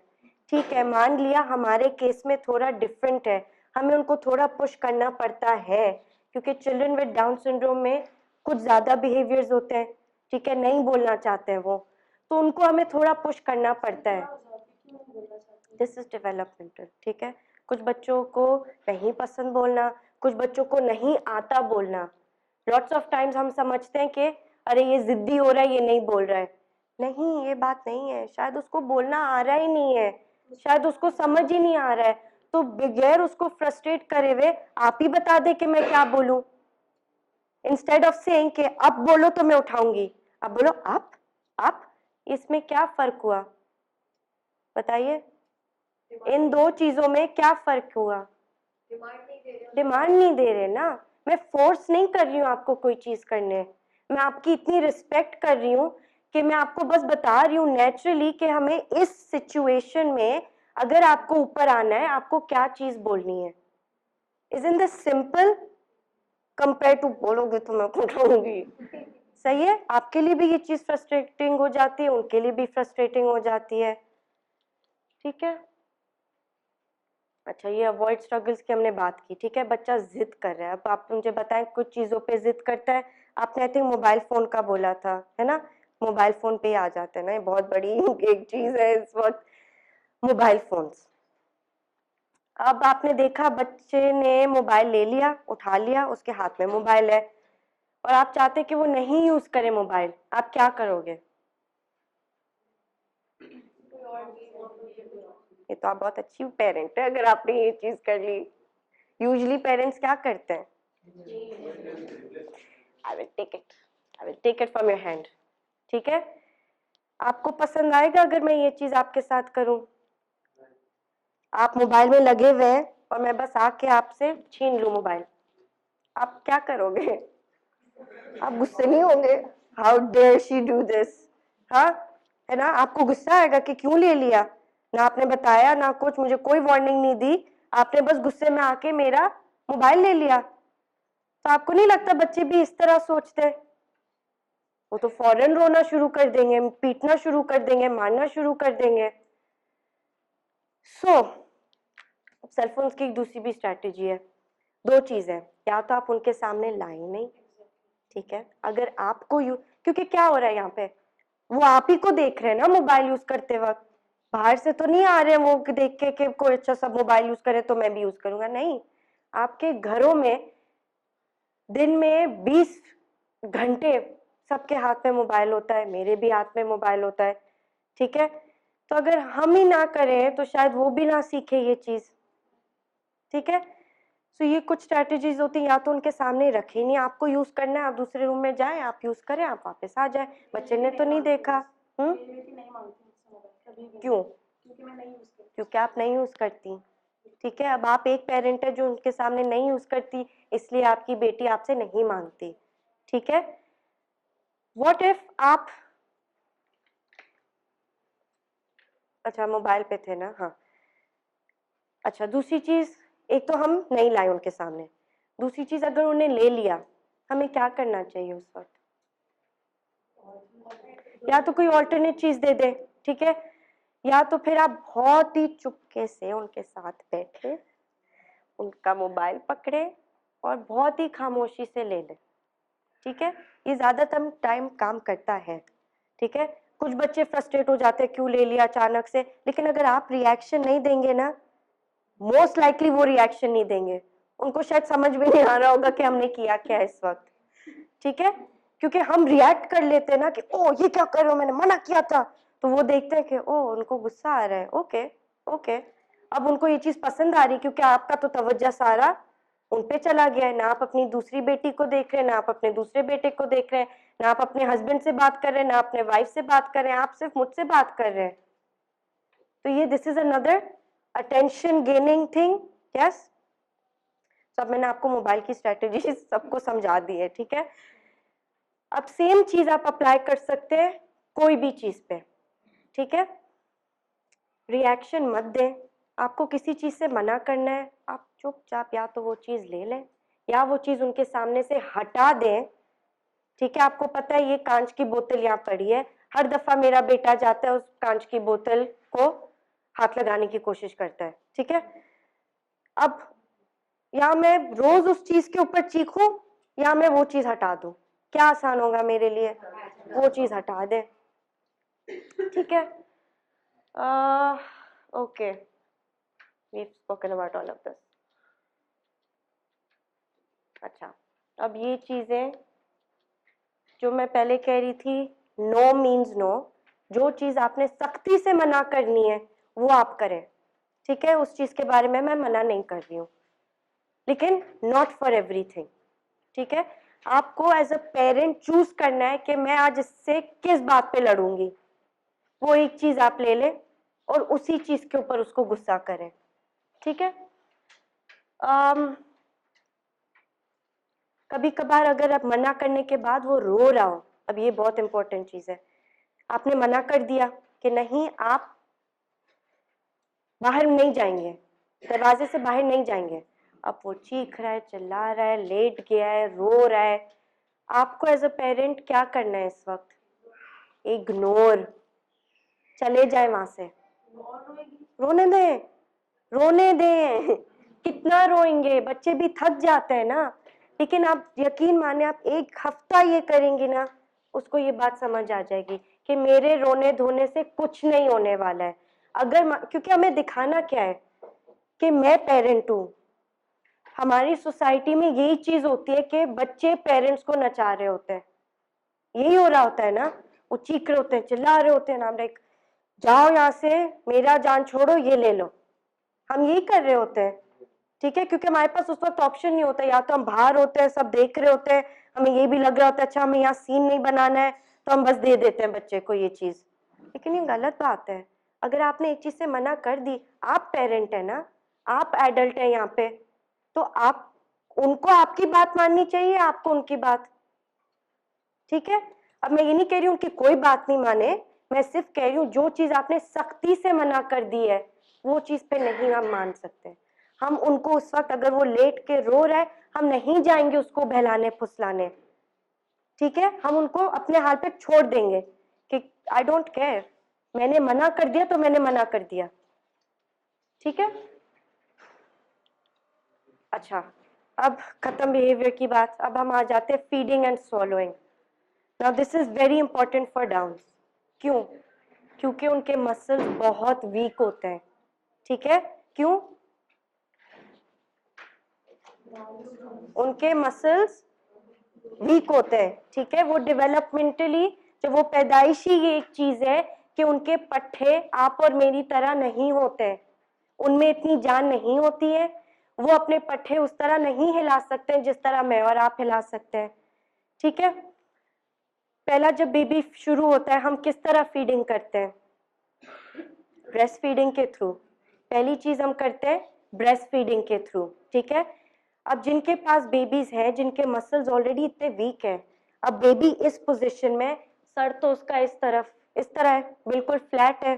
ठीक है, अब जितना लिक्विड उनके मुंह में जा रहा है वो हो क्या रहा है, उस लिक्विड को हो क्या रहा है? अगर मेरे पट्टे कमजोर है, चले मैं आप और मेरी एग्जांपल दे रही हूँ, हमने बहुत बड़ा घूंट ले लिया, हम क्या करते हैं? हम रोक देते हैं, हम पूरा तो नहीं निगल लेते हैं, क्योंकि हमें इतनी सलाहियत होती है, हमारे पट्टों में इतनी स्ट्रेंथ होती है कि हम उसको रोक देते हैं। अब इन बच्चों में जिनमें ये सलाहियत नहीं है और उनके पट्टे इतने कमजोर है, क्या हो रहा होता है? वो लिक्विड, वो दूध, वो पानी जहां जाना है वो जाएगा, और मोस्टली कहाँ जाता है? छाती में, लंग्स में। ठीक है, क्योंकि वो हमारे फूड पाइप में नहीं जा रहा खाना। मैं डाउन सिंड्रोम की बच्ची हूँ, मैं नहीं रोक सकती इतना ज्यादा फ्लूइड मेरे मुंह में, तो मैं क्या करूंगी? मैं छोड़ दूंगी। अब वो लिक्विड जहां जा रहा है वो जाएगा, एंड मोस्ट लाइकली वो हमारे लंग्स में ही जाएगा। और फिर क्या होगा अगर वो मेरे सब लिक्विड मेरे लंग्स में जा रहा है? What will happen? और ये ऐसी चीज है जो बार बार होती रहेगी, बार बार होती रहेगी। आप भी पेरेंट्स फ्रस्ट्रेट हो जाएंगे, आपका बच्चा बार बार बीमार पड़ेगा। क्यों? क्योंकि मैंने उसका फीडिंग पोस्चर ही फिक्स नहीं किया हुआ है। ठीक है, तो उनको थोड़ी हेल्प देने के लिए for babies, if babies are being breast fed, ठीक है, हमारा जॉब है to keep them at a elevated position, उनको हम थोड़ा ऊपर की तरफ रखें ताकि अगर जो लिक्विड जा भी रहा है उनकी मुंह की तरफ वो फूड पाइप में जाए और विंड पाइप में नहीं, ठीक है। हाँ, दूसरी चीज इन बेबीज का ना कान में भी जाती है ये फ्लूइड, इसलिए फिर उनको हियरिंग प्रॉब्लम्स भी हो जाते हैं और ये चीज़ बार बार होती है, कानों में से पानी निकल रहा होता है, आवाज़ नहीं आ रही होती है, और ये सब क्योंकि दूध छाती में भी जा रहा है और मेरे कानों में भी जा रहा है, क्योंकि मेरा पोजीशन तो ये है ना, मैं कंट्रोल नहीं कर पाती, ठीक है। तो अब ये बेबीज की बात हो गई। अब आ जाते हैं बॉटल फीडिंग, सेम थिंग, आपको उनको ऊपर रख के पिलाना है, नॉट फ्लैट प्लीज। अगर यू नो अदर पेरेंट्स जिनके बेबीज हैं जो डाउन्स हैं, प्लीज आप उनको भी ये सलाहियत दें कि मशवरा दें कि बेबीज को लिटा के दूध नहीं पिलाना, ठीक है। अगर वो चाहते हैं कि वो बार बार हॉस्पिटल नहीं जाएं, बार बार उनको चेस्ट इन्फेक्शंस ना हो, ईयर इन्फेक्शंस ना हो, हमारा काम है आपको बताना कि उनको लिटा के कभी भी हम नहीं खिलाएंगे, ताकि आपको लग रहा है भी वो मुंह से निकल रहा है इसलिए हम लिटा के नहीं, आप उसको सीधा करके तो बिठाएं। क्या आप और मैं लेट के खाते थे? आप और मैं लेट के खाते हैं? नहीं, हम हर चीज ऊपर अल्लाह मियां ने हर चीज के लिए एक रीजन दिया हुआ है ना कि हमें बैठ के खिलाना है, चाहे आप सपोर्ट के साथ खिलाएं, चाहे आप तकिए रख के उनको बिठा के खिलाएं, हमें इनको सिर्फ बिठा के खिलाना है, ठीक है। अब बॉटल 2 साल से ऊपर नहीं, ये मैं टिपिकली बच्चों के लिए भी बोलती हूँ, ठीक है, क्योंकि क्या करती है बॉटल फीडिंग, अगर हम बहुत देर तक इसको इस्तेमाल करते रहे, कुछ बच्चे 4 साल तक पीते हैं, 5 साल तक पीते हैं, 7 साल तक पीते हैं, इनके मुंह के मसल्स को क्या हो रहा होता है, ये सुन्न हो जाते हैं। खुद सोचें, प्लास्टिक की चीज है और मेरा मुंह कॉन्स्टेंटली उसके ऊपर चबा रहा है, उसको सक कर रहा है, मेरे नर्व्स, मेरे मसल्स को क्या होंगे, वो डेड हो जाएंगे, ठीक है, उनमें वो महसूसियत ही नहीं रहेगी, और अगर महसूसियत नहीं है तो क्या मैं हिला पाऊंगी?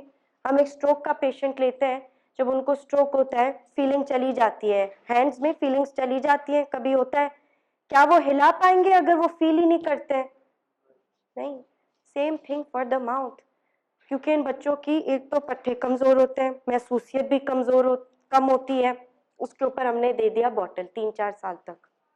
अब महसूसियत इतनी कम हो गई कि वो ना अपनी जुबान अलग से हिला सकते हैं, ना वो अपने लिप्स बंद कर सकते हैं, ठीक है। ठीक है, सो नॉट टिल 2 years। अच्छा, कितने बच्चे सिपी कप्स यूज करते हैं? वो तो और भी खतरनाक है, ठीक है। कितनी साल की है आपकी बेटी? खत्म, finish it of. You 1.5, 1.5, okay, you still, हाँ, जो जिसपे वो एक स्ट्रॉ नहीं, सिपी कप जो समझिए, हाँ हाँ हाँ हाँ हाँ हाँ, ठीक है, वो नहीं, प्लीज फॉर डाउन्स जल्द से जल्द, अगर आपने बॉटल भी अवॉइड कर सकते हैं ना, बॉटल भी अवॉइड करें, ठीक है। सिपर ग्लास में अगेन प्लास्टिक, और उनको जितना लिक्विड मिल रहा होता है ना वो और भी फास्ट पेस पे होता है, हाँ ठीक है, लेकिन वो फिर भी प्लास्टिक की चीज है ना जिसपे वो सक कर रही है, समझिए आप। दूध उसको कैसे दें, पानी कैसे दें, ग्लास में तो वो गिरा देती है। आप तो यहाँ आपका काम आता है ना एज अ पेरेंट, आप उसको बिठाएंगी, आप उसका सर पकड़ेंगी और आप पिलाएंगी, एक एक ग्लास, एक एक घूंट, लेकिन आप पिलाएंगी ना। अगर वो गलत तरीके से पी रही, आप पीने देंगी नहीं ना। और दूसरी चीज कि डाउन्स में जो हम ये चीज बात करते हैं कि उनका मुंह खुला रह जाता है, कभी आपने सोचा ये क्यों है? सोचे, ये डाउन्स के बच्चे ऐसे नहीं पैदा होते हैं, उनका मुंह हमेशा नहीं खुला होता। आपको क्या लगता है मैं अभी किस चीज की बात कर रही हूँ? फीडर्स, फीडर्स, खास तौर पे डॉक्टर्स भी बोल देते हैं कट लगवा दे, ज्यादा लिक्विड जाएगा, न्यूट्रिशन पूरी हो जाएगी। लेकिन जब मैंने आपसे बात की कि इतना लिक्विड अगर मेरे मुंह में जा रहा है और मैं तो कंट्रोल ही नहीं कर पा रही हूँ, ऊपर से जाके आपने और कट लगा दिया मेरे निपल पे ताकि और ज्यादा लिक्विड मेरे मुंह में आए, वो तो छाती में जाना ही जाना है। ठीक है, जितना जल्दी आप लोग फीडर खत्म करवाओगे और ग्लास पे ले आओगे, ये सब चीजें खत्म हो जाएंगी। क्यों? क्योंकि ग्लास पे हमें क्या करना पड़ता है, होठ बंद करने पड़ते हैं। बॉटल पे क्या होता है, समझ रही है? थोड़ा थोड़ा समझ आ रहा है? पट्ठा फिर इसी पोजीशन में ठहर जाता है। मेरा तो मुंह मैंने तो नहीं यूज किया ना, क्योंकि खुद सोचें, बोलने के लिए हम वही चीजें इस्तेमाल करते हैं, हमारी जुबान, हमारे होठ, हमारा जॉ, यही चीजें जो हम बोलने के लिए इस्तेमाल करते हैं, वही चीजें हम खाने पीने के लिए इस्तेमाल करते हैं। और हमारी जो न्यूट्रिशन है वो कहाँ से शुरू होती है, खाने पीने से, फिर हम स्पीच पे आते हैं, फिर हम लैंग्वेज की तरफ जाते हैं। लेकिन अगर हमारी सारी प्रॉब्लम फीडिंग पे ही है तो फिर स्पीच पे भी उसी चीज के ऊपर इफेक्ट होगा।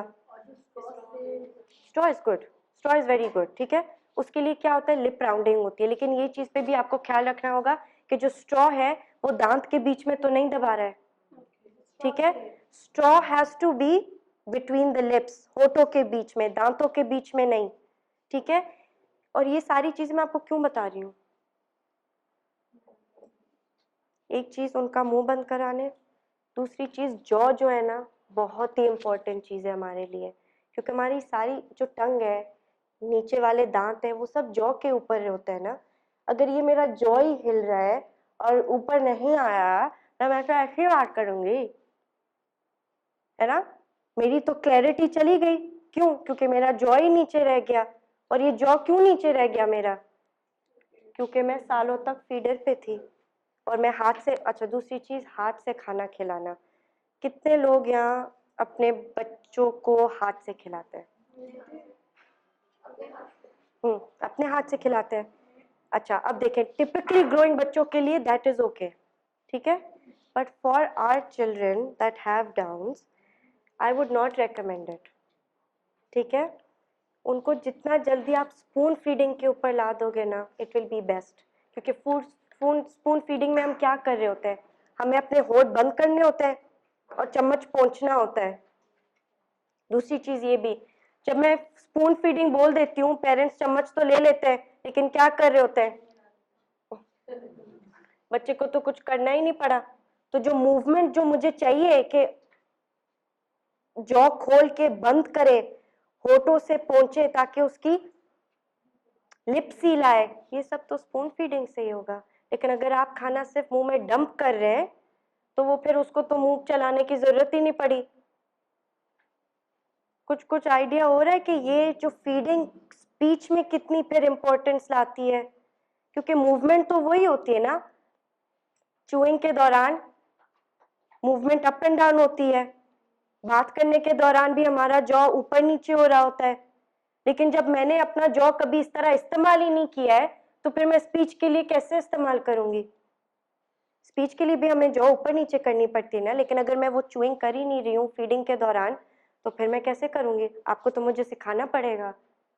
ठीक है, तो स्पून फीडिंग, अच्छा अब कुछ चीजें जो हम थेरेपी में सिखाते हैं, अब मैं ये नहीं कह रही कि ये आप सब अभी जाके शुरू कर दें, आपको अपने थेरेपिस्ट से इन सब चीज़ों की बात करनी पड़ेगी, वो आपको सिखाएंगे तब आप जाके सीखेंगे और फिर आप अपने बच्चों के ऊपर करेंगे।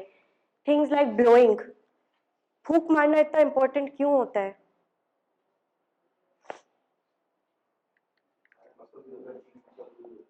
चीक मसल्स होते हैं, ठीक है, वेरी गुड। और एम आई ऑन टाइम? हाँ, 5 मिनट्स, 10 मिनट्स, ओके। फोर्स करना पड़ रहा होता है एयर फेंकने के लिए, तो फॉर दैट रीजन आप अपने मसल्स को अगेन। लेकिन हम क्यों, why do we want them to blow, हम क्यों चाह रहे हैं कि वो ब्लोइंग सीखे? ठीक है, क्योंकि स्पीच में हम क्या इस्तेमाल कर रहे होते हैं, सांस, हमारी हवा, हम सांस अंदर लेंगे, बात करते हुए निकालेंगे।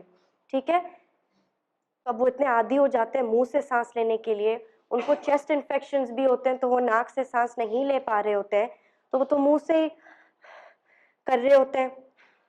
कुछ चीज़ें ये होती है कि फिर वो इतना सांस, इतनी हवा अंदर नहीं ले सकते हैं कि उनमें जब वो बात करना शुरू हुए वो एक लफ्ज के बाद ही वो हवा खत्म हो जाती है, ठीक है, क्योंकि मेरे मसल्स इतने अच्छे नहीं है कि मैं इतनी ज्यादा सांस लूं और फिर इतना ज्यादा सांस निकालूं। तो हमें उनको ट्रेन करना पड़ता है कि जो आप सांस ले रहे हो वो काफी नहीं है इस वक्त, ठीक है।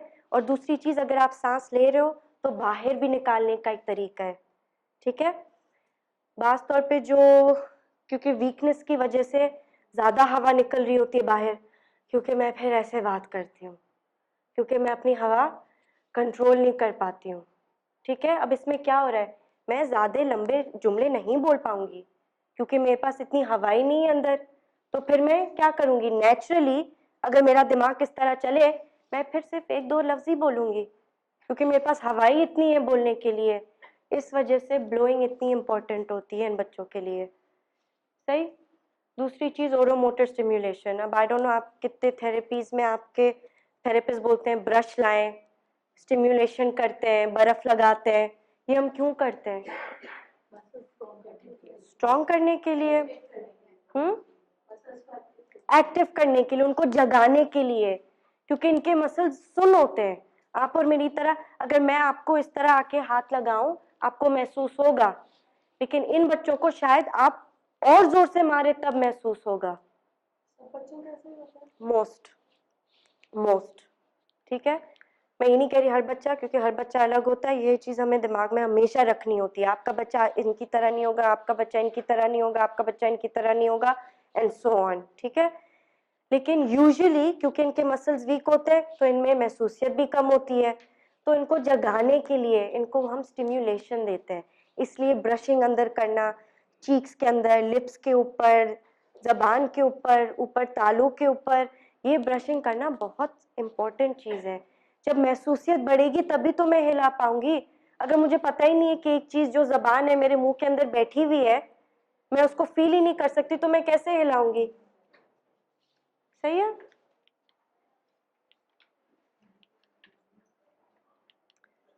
अच्छा, अब लास्ट चीज जो हम बात करेंगे वो है चूइंग।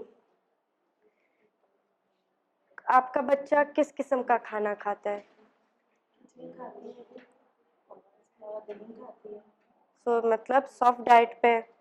कितने साल की है वो? लेकिन रोटी रोटी भी खाती है, भी खाती है, और रोटी चबाती है वो? नहीं कुछ नहीं करती। नहीं करती ना। क्या डाइट? सबका सेमी सॉलिड डाइट है इस वक्त। नहीं नहीं, मिर्चों विर्चों की बात नहीं करी, मैं कह रही हूँ सख्त खाना, नरम खाना, लिक्विड खाना। I just need 1 minute. नीचे जिसकी भी गाड़ियाँ सर्विस रोड पे पार्क है, बराए मेहरबानी हो या तो उसको गली में पार्क करें, क्योंकि वो मूव कर रहे हैं गाड़ी, ठीक है। ऐसा ना हो किसी की गाड़ी ऑटो एक ऑटो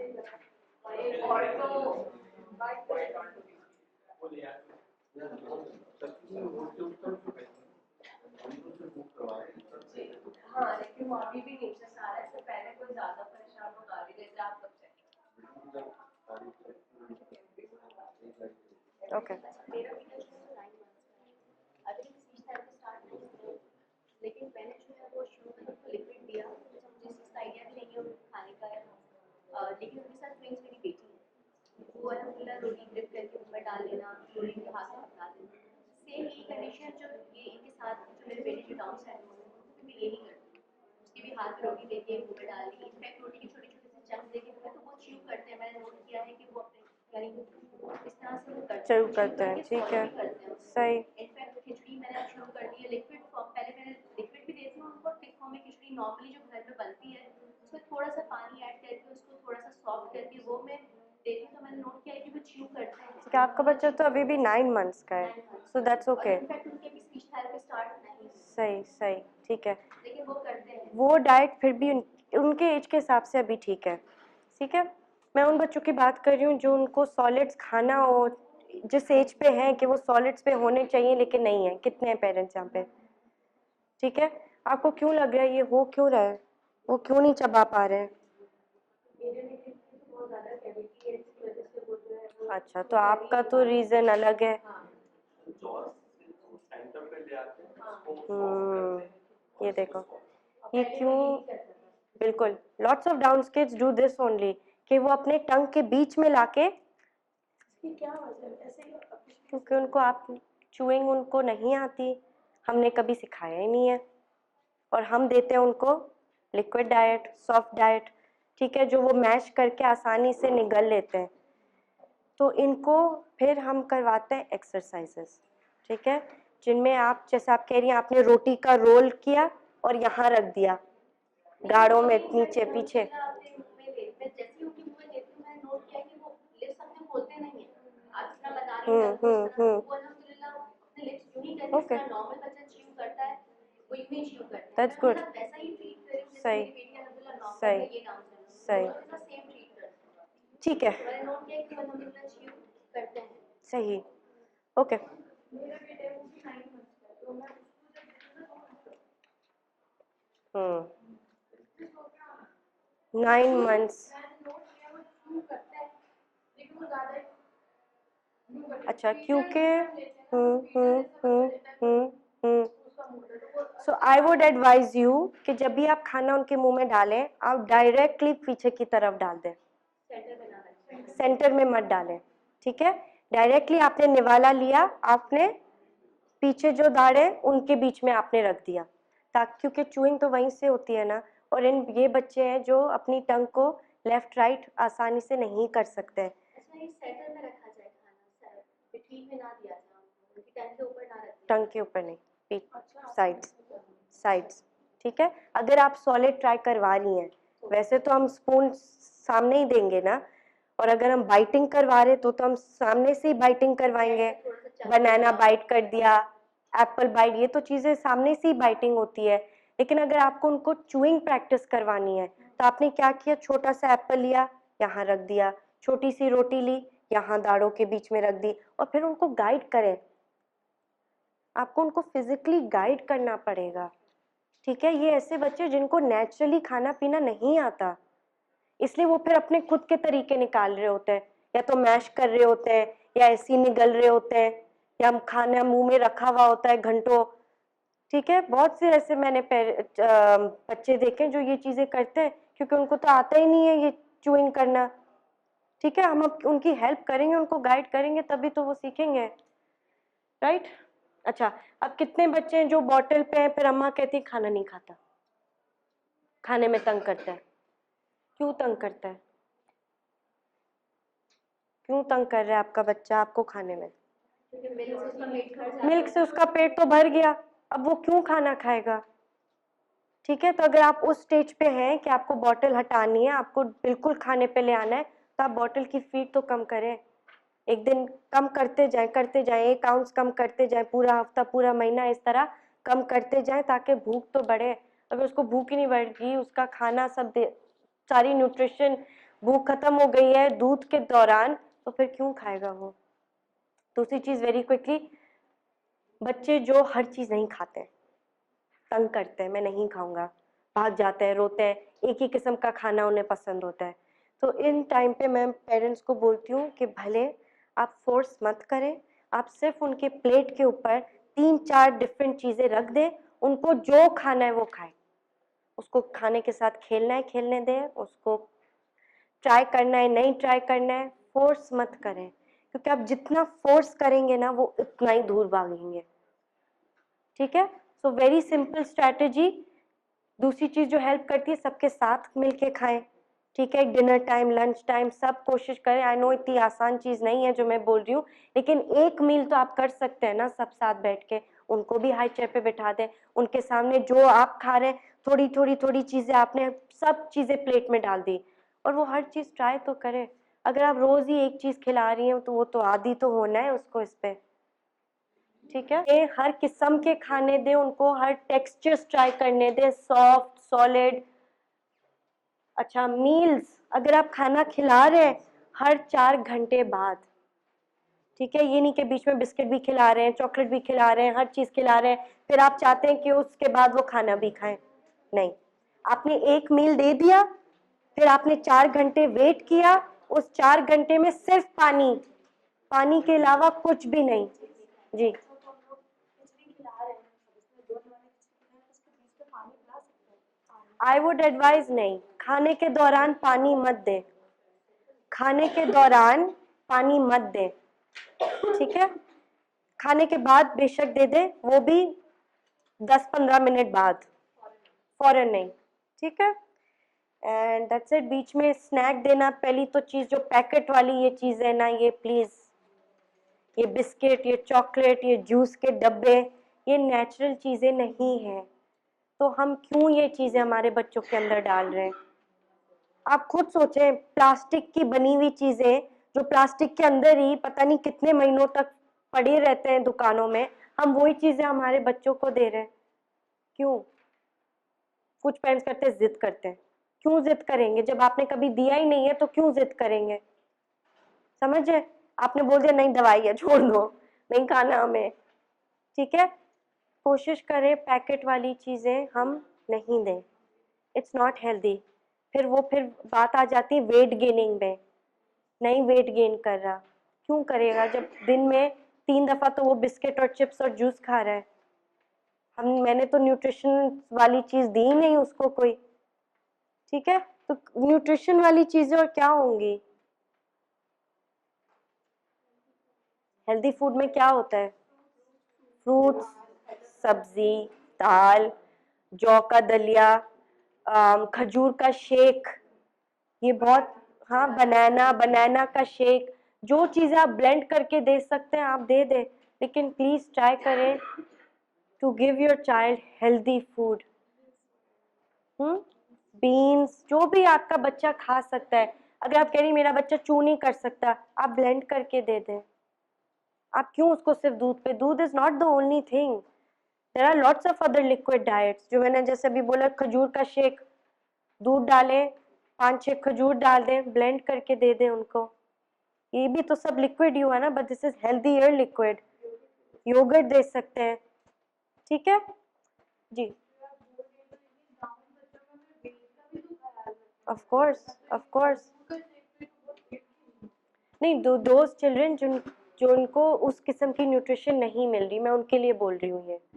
जो बच्चे कमज़ोर होते हैं और वेट नहीं गेन कर पा रहे हैं क्योंकि चेस्ट इन्फेक्शंस हो रहे हैं, बीमार पड़ रहे हैं बहुत ज़्यादा, खाना नहीं खा रहे हैं, दिल नहीं कर रहा खाना, वो तो फिर वेट लूज़ करेंगे ना।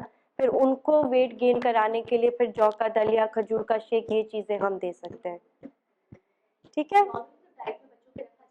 बिल्कुल। Okay, so here ends my talk and I hope आप लोग को काफ़ी चीज़ें सीखने मिली, समझने मिली, और आई होप आप लोग आगे जाके ये चीज़ें और पेरेंट्स को बता सकें, ठीक है? क्योंकि हम ऑब्वियसली हर जगह नहीं पहुंच सकते हैं। So as a parent of a Down syndrome child, I feel ये आपकी थोड़ी रिस्पॉन्सिबिलिटी होनी चाहिए कि अगर आपके पास इस किस्म की इंफॉर्मेशन है, आप दूसरे पेरेंट्स को भी दें। करेंगे आप, ठीक है? और जितनी भी चीज़ें मैंने और मिस सामिया ने आपसे डिस्कस की है, ये मत करें कि आप आए, आपने लेक्चर लिया और आप घर जाके भूल जाएं, ठीक है? सबसे इजी तरीका बात करने का, अपनी बात कन्वे करने का, वर्बल तरीका है। सो वो जैसे ही वर्बल लैंग्वेज आना शुरू होगी, साइंस खुद ही फेड अवे हो जाते हैं। साइन लैंग्वेज अगर वो बच्चा यूज कर रहा है या जेस्चर्स यूज कर रहा है, उससे उसकी फ्रस्ट्रेशन कम हो रही है, ठीक है? तो just to keep the frustration low and understanding the child more, उनको यूज करने दें जेस्चर्स और साइंस, इट्स गुड। अगर जैसे मेरा बेबी है वो कुछ चीजों में जेस्चर्स भी नहीं कर रहा और क्योंकि छोटा है तो बोल भी नहीं रहा, जी, should I teach him both at the same time? Yes. कि टेस्ट दे दो, बिल्कुल जेस्चर भी और and sometimes you can actually आप बिल्कुल दे दो कर सकती हैं, अगर वो दे दो ऑलरेडी कर रहा है, अगर वो फिर वो करता है, very good he doesn't do this, that's okay, बहुत बार टीच करने की कोशिश की वो ऐसे then don't do it if he is saying they they then no need to do this। क्योंकि जेस्चर्स पहले आते हैं फिर स्पीच आती है, तो वो तो ऑलरेडी नेक्स्ट लेवल पे है। जी एक बच्चा है, सेशन के लिए जाता है, जी कुछ नहीं बोलता, सेशन से पहले वो बोलेंगे, सेशन के बाद वो साउंड्स निकालेंगे, लेकिन ड्यूरिंग सेशन पूरे 45 मिनट्स उन्होंने, इवन अगर उसको रोना भी आ रहा है तो आंसू गिरेंगे लेकिन आवाज नहीं निकलेगी, क्यों आता है? Very common, it's very common. बहुत दफा ऐसा होता है जब आप बच्चे को सेशन में लेके जाते हैं, excuse me please keep the low because, हाँ, बहुत दफ़ा ऐसा होता है बच्चा स्पीच के सेशंस में जाते हैं और बच्चे बोल नहीं रहे होते हैं, ठीक है। जो थेरेपिस्ट होता है वो अपनी तरफ से पूरी एफर्ट डाल रहा होता है और बच्चा कोई रिस्पॉन्स नहीं दे रहा होता, ठीक है। और वो घर जाता है and suddenly you realise oh he is talking, you know why doesn't he talk in sessions में कुछ नहीं बोल रहा, घर आके पट पट पट पट शुरू हो गया, यू नो। सो बिल्कुल, you know, so this is actually because sometimes sessions जो होते हैं वो बहुत ज्यादा डिमांड डाल रहे होते हैं बच्चे के ऊपर, यू नो। वो उस सिचुएशन में होते हैं जब they have to you know perform for you, they are the performer, और उनके ऊपर एक प्रेशर होता है कि मैं बोलूं तो भाई क्यों बोलूं, लाइक अनुषा सेड कि क्यों बोलूं, यू नो, उसके बाद मैं नहीं बोल रहा, यू नो। सो और घर जाके because everything is relaxed and you know it's routine, they are liking it, they are saying it, you know. So sessions तब भी बेकार नहीं होते, वो बहुत कुछ बच्चे को सिखा रहे होते हैं, मीनिंग्स दे रहे होते हैं, बस बच्चा उसको वो दूसरी सेटिंग में यूज कर रहा होता है।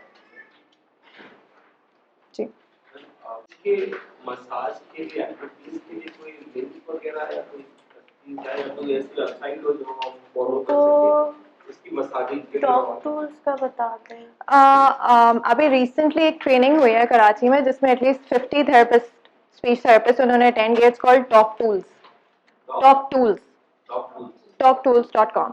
सो आप उनकी वेबसाइट पे जाइए, आप उनको वहाँ पे you know they post videos as well, you know, तो आप उनकी वीडियो, सॉरी, यस यस जी जी बिल्कुल बिल्कुल। इट्स अ लिटिल एक्सपेंसिव दो, क्योंकि वो थोड़ा सा ट्रेनिंग expensive है। देते हैं। बट जो भी स्पीच थेरेपिस्ट आपके बच्चे के साथ काम कर रहे हैं ना, वो जरूर आपको मसाजेस बताएंगे, because when the child has Down syndrome without oral massages speech therapy is just not possible, you know. So वो तो होती ही है। जब तक आपके मसल स्ट्रेंथेंड नहीं है, यू नो, जब तक बच्चे को नहीं पता कि जॉ और टंग को अलग अलग कैसे मूव करना है, तब तक यू नो इट्स जस्ट। एक बार स्ट्रेंथन हो जाए जी, तो उसके बाद वो रिवर्स भी होता है या नहीं? समटाइम्स यस, ऐसा होता है कि बच्चे को आप यू नो मसाजेस कर रहे हैं, पूरे स्ट्रेंथेंड हो गए हैं, you no, speech is coming in and you know it's all beautiful, and suddenly आपने मसाजेस यू नो स्टॉप कर दिए, थेरेपिस्ट भी नहीं कर रहा, एंड यू रियलाइज कि oh it's going back to where it was, ये बिल्कुल वैसे ही होना शुरू हो गया। तो you have to keep the massages going on. कभी कभार जैसे अनुषा वाज सेइंग कि मसल्स को आप जगा रहे हैं तो वो वापस सो भी सकते हैं, you know. So keep doing it, keep doing for on. या but you can decrease the frequency. अगर आप दिन में 3 बार करें, आप 2 बार करें, और जब एक दफा हो जाए तो फिर दिन में 1 बार कर लें, दो दिन में 1 बार कर लें, you know. How important is the visual impairment for language and communication? Because my child is suffering from spelling problem, जी जी, and she's saying, she visualizes, but एक आंख इधर उधर, तो how important is that कि उसको building के लिए important हो, learning के लिए easy हो? इज शी स्पीकिंग, कुछ बोल रही है? Babbling, how old is she? around 3. And she is only babbling? But some different words like baba, mama, something, but not complete words. देखिए ये क्वेश्चन बहुत ही ज़्यादा चाइल्ड स्पेसिफिक है इस पॉइंट पे, बट जब तक मैं बच्ची को ना देख लूँ मैं आपको कुछ बोल नहीं सकती। But visual impairment, I have a child who is not really clearly seeing things. अभी तो माशाल्लाह से he is better now, because उनके जो डॉक्टर हैं दे वर्कड ऑन इट। तो इनिशियली हम क्या कर रहे थे, we were making him feel things, you know. तो हम जैसे बॉल होती थी तो उसके पूरे शेप उसको बता के, and then we would go like oh it's a ball.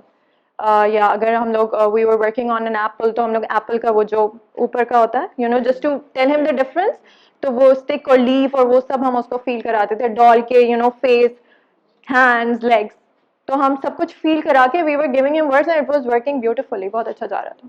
Again, continuing to my question, जी जी, I don't know how exactly she is able to see things, but there is a problem. she has a doctor, she is going to, Yes, she has a surgery scheduled recently, so we are working on it. inshallah it will get better, but it is important, I mean, यार you right, क्योंकि Yeah. एक दूसरा mode मिल गया ना हमें, अगर वो देख नहीं पा रही है एटलीस्ट वो फील कर Like, she सकती is है, able to see, but but how not how as clearly clear. that I don't know. So this is a good strategy what Samia said, make her feel everything while you're telling her, आप बता रहे हैं कि अच्छा ये ball है, उसके हाथ में बॉल दें, उसको रोल करवाएं बाकायदा उसका हाथ पकड़ के, क्योंकि कि उसको समझ आए अच्छा ये जो फील मैं कर रही हूँ ये इसको बॉल बोलते हैं और इसका इस्तेमाल इस तरह होता है. Actions are always easier. Nouns को समझाना. जब when there is visual impairment, actions are always easier because you're making them do it as compared to nouns. Because you know nouns को आपको feel करना होता है, perform नहीं करना होता. And when the child doesn't have visual impairment, so nouns are easier. You know, so it's the other way around. Any other questions? जी. एक बच्चा कांस्टेंट आवाज एक ही तरह की निकाल रहा है और एक डेढ़ घंटे तक निकाल रहा है, तो एक नॉर्मल या उसकी स्क्रीन पे परेशानी होती है कि उसको प्यास लगी होगी या क्या मसला है, बस वो ध्यान भी चेंज करती है उसका, उसको थोड़ा रिलैक्स भी करने की कोशिश करती है, लेकिन वो नहीं उठते. वो एक तरह एक ही टोन में वो साउंड प्रोड्यूस करते जाते हैं और मेरे पास ऑप्शन नहीं होता. Do you think that he's upset when he's making that sound? बता रहे हैं बाहर गाड़ी में बैठे हैं, गाड़ी में बैठे उसके साउंड आने शुरू हो जाएंगे, जब तक ट्रैवलिंग चलती रहेगी तो साउंड आता He's probably liking it, you know. So कभी कभार बच्चों में आपको मूवमेंट्स नजर आती हैं, वो कभी अपने हाथ ऐसे करेंगे, कभी ऐसे करेंगे, कभी टांग हिला रहे होते हैं, you know. So कभी कभार ये आवाजें होती हैं, you know. So this is something that they're doing to give themselves sensory input. इसको sensory need कहते हैं, जिसके अंदर they're kind of making themselves feel better. अपने आप को बेहतर फील करवा रहे होते हैं. They're liking the feel of, you know, exactly. So they're liking the feel of the vibration over here. So it's all of that. 10 years? Has he gone to a speech therapy? अच्छा मेरा एक सवाल है, मेरा जो बच्चा है वो ज़्यादातर अगर उसको कोई भी बात अपनी कन्वे करनी होती है, कुछ चाहिए वैसे यूजुअली वो मुझे बुला रहा होता है, मेरी अटेंशन सीख कर रहा होता है, खाने के लिए, सोने के लिए, किसी भी चीज़ के लिए, तो वो जिद करने वाली आवाज़ निकालता है ऐसे. लेकिन वो जिद कोई साउंड नहीं है, कोई स्पेसिफिक साउंड जैसे मामा ये वाला नहीं निकालता, वो जिद करने वाला साउंड निकालता है. जी. इग्नोर करना चाहिए या उसको बताना चाहिए कि मैं आपसे बात करूँ टू सीक माय अटेंशन या कोई भी चीज़ तुम्हें चाहिए तो ये इसको बताओ तो उसको इग्नोर करना ये लगे कि हाँ ये वाले साउंड से देखिए, अगर वो चिढ़ने वाली आवाज निकाल रहा है या वो इस तरह से चिढ़ के आपको बुला रहा है, तो what you can do is, जब आप उसके पास चली जाएं तो जो चीज वो मांग रहे हैं उसको लेबल करिए. You know, tell him, oh तुम्हें ये चाहिए, पानी चाहिए, से पानी पानी का, and then just give it to him. You know, so it's okay, maybe he doesn't have language इसलिए चिढ़ के बोल रहा है, मगर जैसे उसे वो चीज मिलती होगी वो फ्रस्ट्रेशन वैसे ही डाउन हो जाती होगी. यू नो, तो जैसी वो चीज उसे मिलने वाली है, just map language on it, foreign words देके गिव इट टू हिम. ठीक है जी. जी जी. देखिए, स्ट्रॉस जो होते हैं, हमारे पास एक बॉटल आती है, जैसे मैं डॉक्टर्स का उनको बता रही थी, वो जो स्ट्रॉ वाली बॉटल्स जिनसे हम स्टार्ट करते हैं, you can press that a little bit, you know. So क्या होता है, बच्चा मुंह में स्ट्रॉ लेता है और आप प्रेस कर देते हैं, लिक्विड अंदर चला जाता है, you know, and then you keep pressing it बार बार जब जब आप रेपिटेशंस कर रहे हैं. कुछ दिन में बच्चों को थोड़ा सा ना, he sucks a little bit and उसे रियलाइज होता है, oh what did I do, you know. So आप जो बॉटल्स को प्रेस कर रहे होते हैं उसको आप थोड़ा थोड़ा कम करते जाते हैं और बच्चा खुद ही स्ट्रॉ से सक करने लगता है, you know. So this takes time, थोड़ा सा टाइम लगता है, and a speech therapist is very important at this point to work on this. ठीक है, okay, thank you so much.